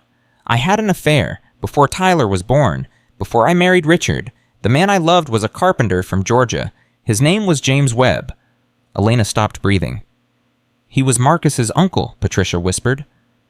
"James died in a construction accident when I was 6 months pregnant with you. Richard knew. He married me anyway because he needed a wife to complete his image. He adopted you legally, gave you his name, and we never spoke of James again." Elena's mind raced. James Webb, Marcus's uncle. That meant Marcus and I were cousins. Distant cousins. Second cousins once removed technically, but yes. Patricia's voice broke. "When you brought him home that night, I recognized the resemblance immediately. He looked just like his uncle. And Richard saw it too. That's why he reacted so violently. It wasn't just racism, Elena. It was fear. Fear that the truth would come out. Fear that everyone would know his precious family was built on a lie." Elena picked up the envelope with numb fingers. Inside was a birth certificate with her mother's name and a father listed as James Michael Webb. Why are you telling me this now? Because you deserve to know the truth, because Hope deserves to know where she comes from. Patricia stood slowly, painfully. Marcus wasn't just some stranger you fell in love with. He was family, real family, the kind of family Richard and I never understood. Elena stared at the birth certificate, at the name James Michael Webb, at the truth that had been hidden for 32 years. Get out, she whispered. Elena, please. Get out of my office, get out of my building, and don't ever come back. Patricia nodded, tears streaming down her face. She walked to the door, then stopped. I know you hate me. I know you have every right to, but please, Elena, don't let hate define your life the way it defined mine. You're better than I ever was. You're better than any of us. She left without another word. Elena sat alone in her office holding the birth certificate, trying to process what she had just learned. Marcus had been family, real family, not the toxic, poisonous family she had grown up with, but family by blood connected through a love affair that had ended in tragedy 32 years before. She thought about Hope playing in the garden. Hope who carried the blood of James Webb just like her father had. Hope who was part of a legacy that stretched back generations. She picked up her phone and called Diana. I need you to find something for me. Records of a man named James Michael Webb. He died in a construction accident in Georgia about 32 years ago. He was Marcus's uncle. What's this about? I'll explain later. Just find everything you can. Diana called back 3 hours later. I found him. James Michael Webb, born 1955, died 1991, construction accident in Atlanta. He was working on a high-rise project when a beam fell and killed him. Elena's blood went cold. A beam fell. That's what the report says. Why, who owned the construction company? A pause. Then Diana's voice came back tight and horrified. Dawson Development. Richard Dawson owned the company that James Webb was working for when he died. Elena closed her eyes. It was the same method, the same murder, 32 years apart. Richard Dawson had killed James Webb to hide his wife's affair, and 30 years later Tyler had killed Marcus Webb using the exact same technique. Father and son, both murderers, both protected by money and power, both willing to destroy anyone who threatened their precious family image. Elena, Diana's voice was worried. Are you okay? No, I'm not okay. I need to talk to someone. Someone who knew James. Someone who can tell me what really happened. Marcus's mother is still alive. Grace Webb. She lives in Georgia in the same town where Marcus grew up. Elena looked at the photograph on her desk. Marcus smiling, his arm around her, taken 3 days before he died. Book me a flight to Georgia. I need to know the truth. Grace Webb opened her door to find Elena standing on her porch, Hope holding her hand. The older woman was in her 70s, her hair silver, her face lined with decades of grief. But her eyes were sharp, and when she saw Elena, something flickered in them. Recognition. Not of Elena specifically, but of something in her face. You look like him, Grace said softly. You look like James. Elena felt tears prick her eyes. You knew. I suspected. When Marcus told me about you when he described your face, your mannerisms, I wondered. Grace stepped aside. Come in. We have a lot to talk about. They sat in Grace's living room surrounded by photographs of the Webb family. Elena saw Marcus as a child, as a teenager, as a young man. She saw James too, and the resemblance was unmistakable. The same eyes, the same smile, the same quiet strength.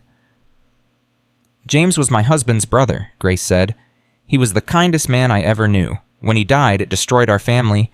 My husband never recovered. He died of a heart attack 5 years later. I raised Marcus alone after that. Did you know about his affair with Patricia? Grace nodded slowly. James told me. He loved her, truly loved her, but she was already engaged to Richard Dawson, and Richard found out about the affair.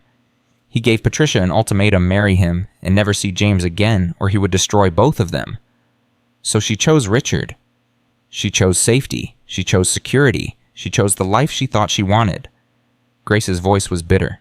And James went back to work on one of Richard's construction sites because he had to pay his bills somehow. 3 months later, he was dead.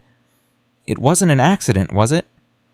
Grace looked at Elena with eyes full of grief. I always suspected. The circumstances were too convenient.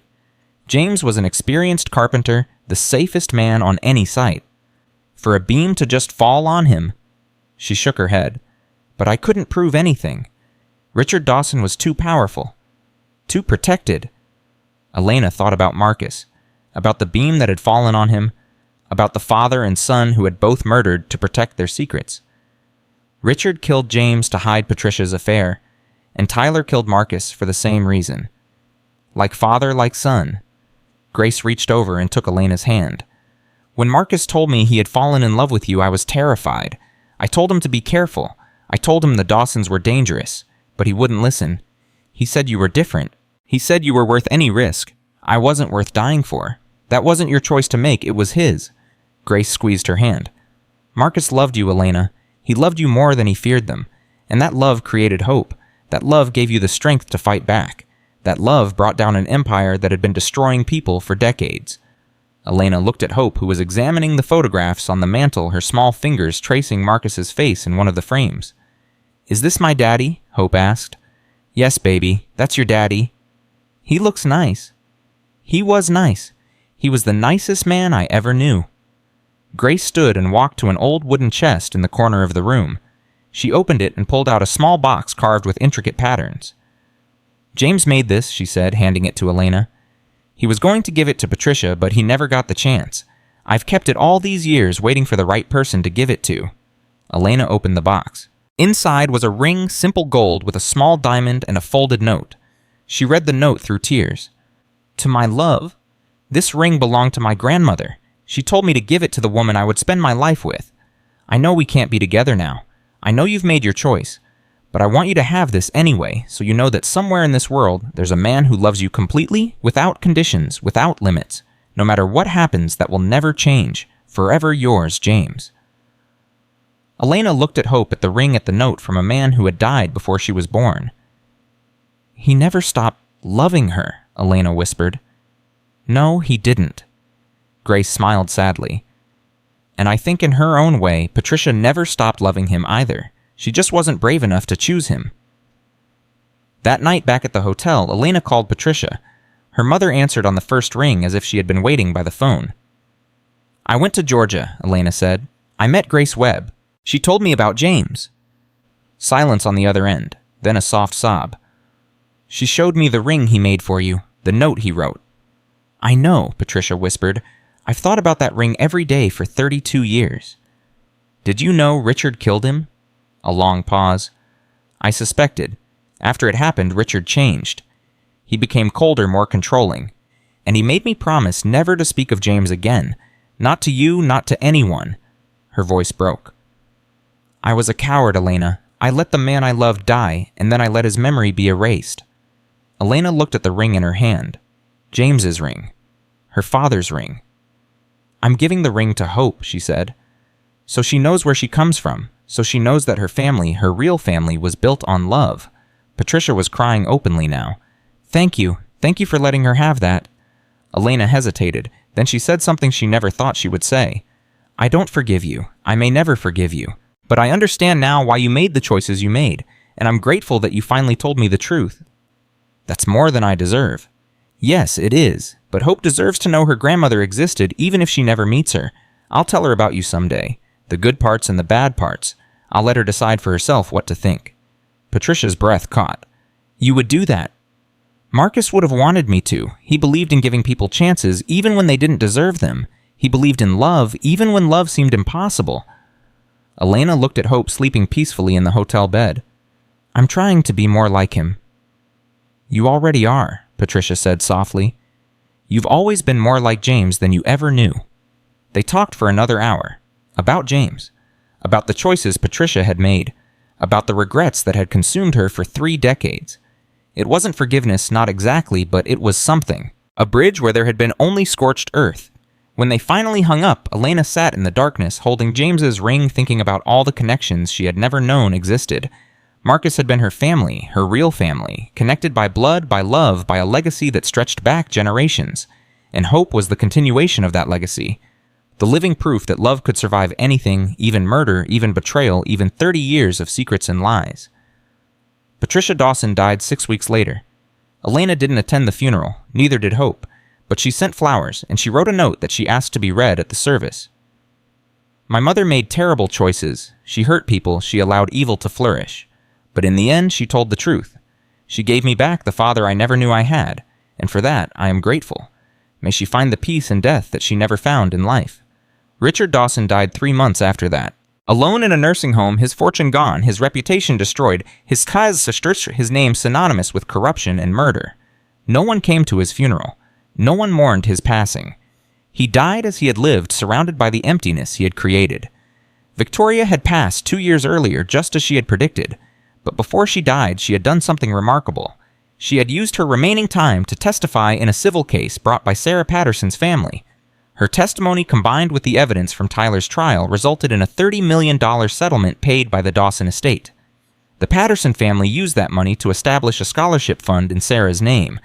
Every year, a young woman from Charlotte received a full college scholarship paid for by the family that had destroyed Sarah's chance at a future. Justice Elena thought came in many forms. The Marcus Webb Foundation celebrated its 10th anniversary on a warm September afternoon. Over 500 people gathered in the garden behind the Cedar Falls headquarters. Survivors who had been helped by the foundation, staff members who had dedicated their lives to the mission, community members who had supported Elena from the very beginning. Martha Chen was there, 83 now, but still sharp as a tack. Dorothy Patterson had brought her grandchildren. Sheriff Blackwood, retired, now stood near the refreshment table swapping stories with Henry Castellano, and Diana Reyes, who had become more than an attorney over the years, more than a colleague who had become Elena's closest friend, and the foundation's executive director, stood at the podium preparing to introduce the founder. 10 years ago, Diana began. A pregnant woman arrived in Cedar Falls with nothing, no money, no family, no hope. She had been betrayed by the people who should have protected her. She had lost the man she loved. She had every reason to give up. The crowd was silent. But she didn't give up. She fought. She survived. And then she did something extraordinary. She took her pain and transformed it into purpose. She took her tragedy and turned it into triumph. She built an organization that has helped over 15,000 women and children escape abuse, find safety, and rebuild their lives.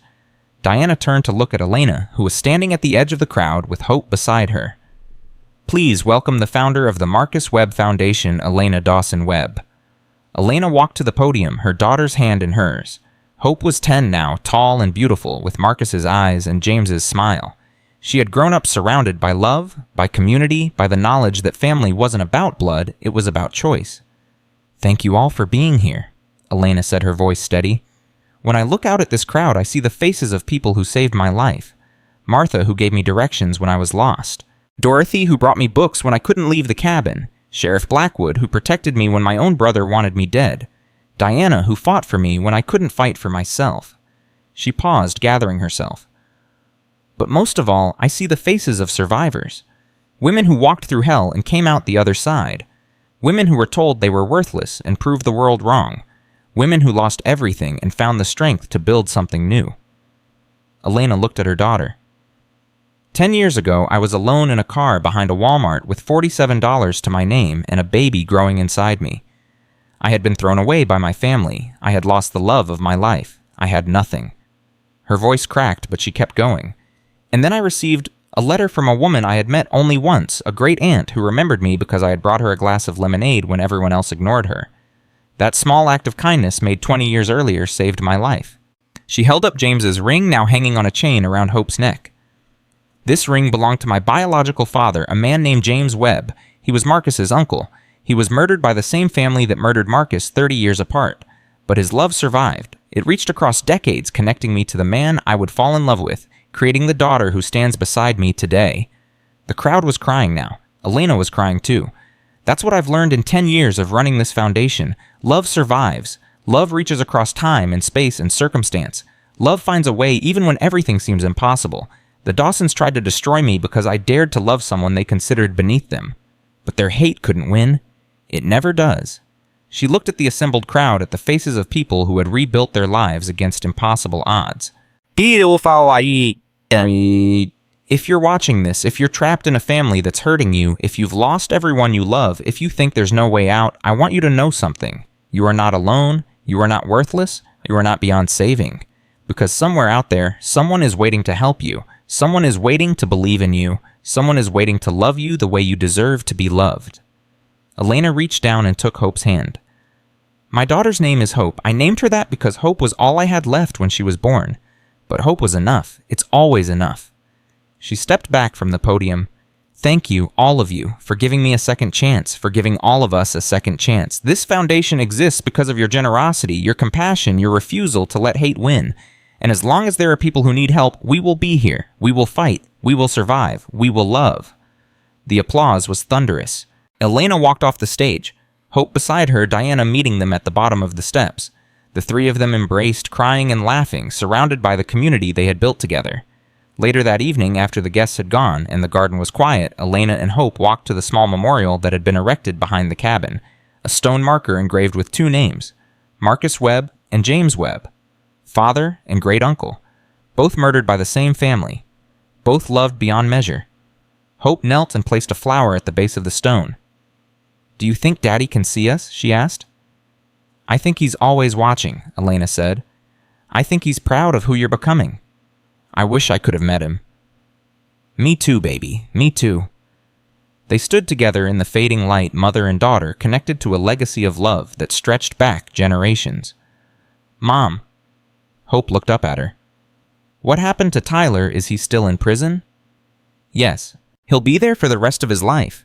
Does he ever write to you? He tried in the beginning. I never responded. I don't hate him anymore, Hope, but I don't forgive him either. Some things can't be forgiven. Some people can't be redeemed." Hope was quiet for a moment. Then she said, "I'm glad you didn't give up. When everything was bad, I'm glad you kept fighting." Elena felt tears streaming down her face. "I fought for you. Everything I did for you. You were worth every struggle, every fear, every moment of pain. You are my greatest accomplishment, Hope. Not the foundation. Not the justice we won. You." Hope hugged her mother tightly. "I love you, Mom. I love you too, baby. More than anything in this world." They walked back to the cabin together hand in hand as the first stars appeared in the darkening sky. The cabin that Eleanor had built. The cabin that had sheltered Elena when she had nowhere else to go. The cabin that now anchored a foundation saving thousands of lives. Inside, the fire was burning low. Elena added a log and watched the flames rise. She thought about everything she had survived. The betrayal, the violence, the loss, the years of building something meaningful from the ashes of her old life. She thought about Marcus, about his smile, his warmth, his unwavering belief that love was worth any risk. She thought about James, the father she had never known, whose love for Patricia had created her, whose legacy had connected her to the man she would one day love. She thought about Eleanor, the great aunt, who had seen something worth saving in a lonely girl at a family reunion who had planned for decades to give that girl a second chance. And she thought about Hope, her daughter, her future. The living proof that tragedy could become triumph, that loss could become legacy, that love could survive anything. Hope had fallen asleep on the couch, exhausted from the long day. Elena covered her with a blanket, kissed her forehead, and whispered, "Sleep well, baby. Tomorrow is a new day, and every day with you is a gift." She walked to the window and looked out at the mountains, at the stars, at the world that had once seemed so dark and now blazed with possibility. $235 million in wine had built a foundation that saved lives. A great aunt's kindness had created a legacy that would outlast them all. And a pregnant woman who had been thrown away by her family had risen to become a beacon of hope for thousands. Elena Dawson Webb was not defined by what had been done to her. She was defined by what she had built from the ruins. She was defined by the love she had given and received. She was defined by the daughter sleeping peacefully behind her, carrying forward a legacy of courage, compassion, and unbreakable hope. The Dawsons had tried to destroy her. They had failed. Tyler had tried to silence her. He had failed. The world had tried to break her. It had failed. Because Elena had discovered something more powerful than money, more enduring than hate, more transformative than revenge. She had discovered that the greatest inheritance isn't wealth or property or power. The greatest inheritance is love. And love once given can never be taken away. Elena turned from the window and looked at her sleeping daughter one last time. Then she whispered the truth that had carried her through every dark moment, every impossible challenge, every battle she had fought and won. We survived. We built. We loved. And in the end, that is all that matters. She was Elena Dawson Webb. She was a mother, a founder, a survivor. She was proof that broken things can be made whole. And her story, the story of betrayal and the loss and impossible triumph, would echo through generations, inspiring every woman who had ever been told. She was nothing to rise up and prove the world wrong. Because the truth, the simple, devastating, beautiful truth, is this: no one can destroy you without your permission. And Elena had never given hers.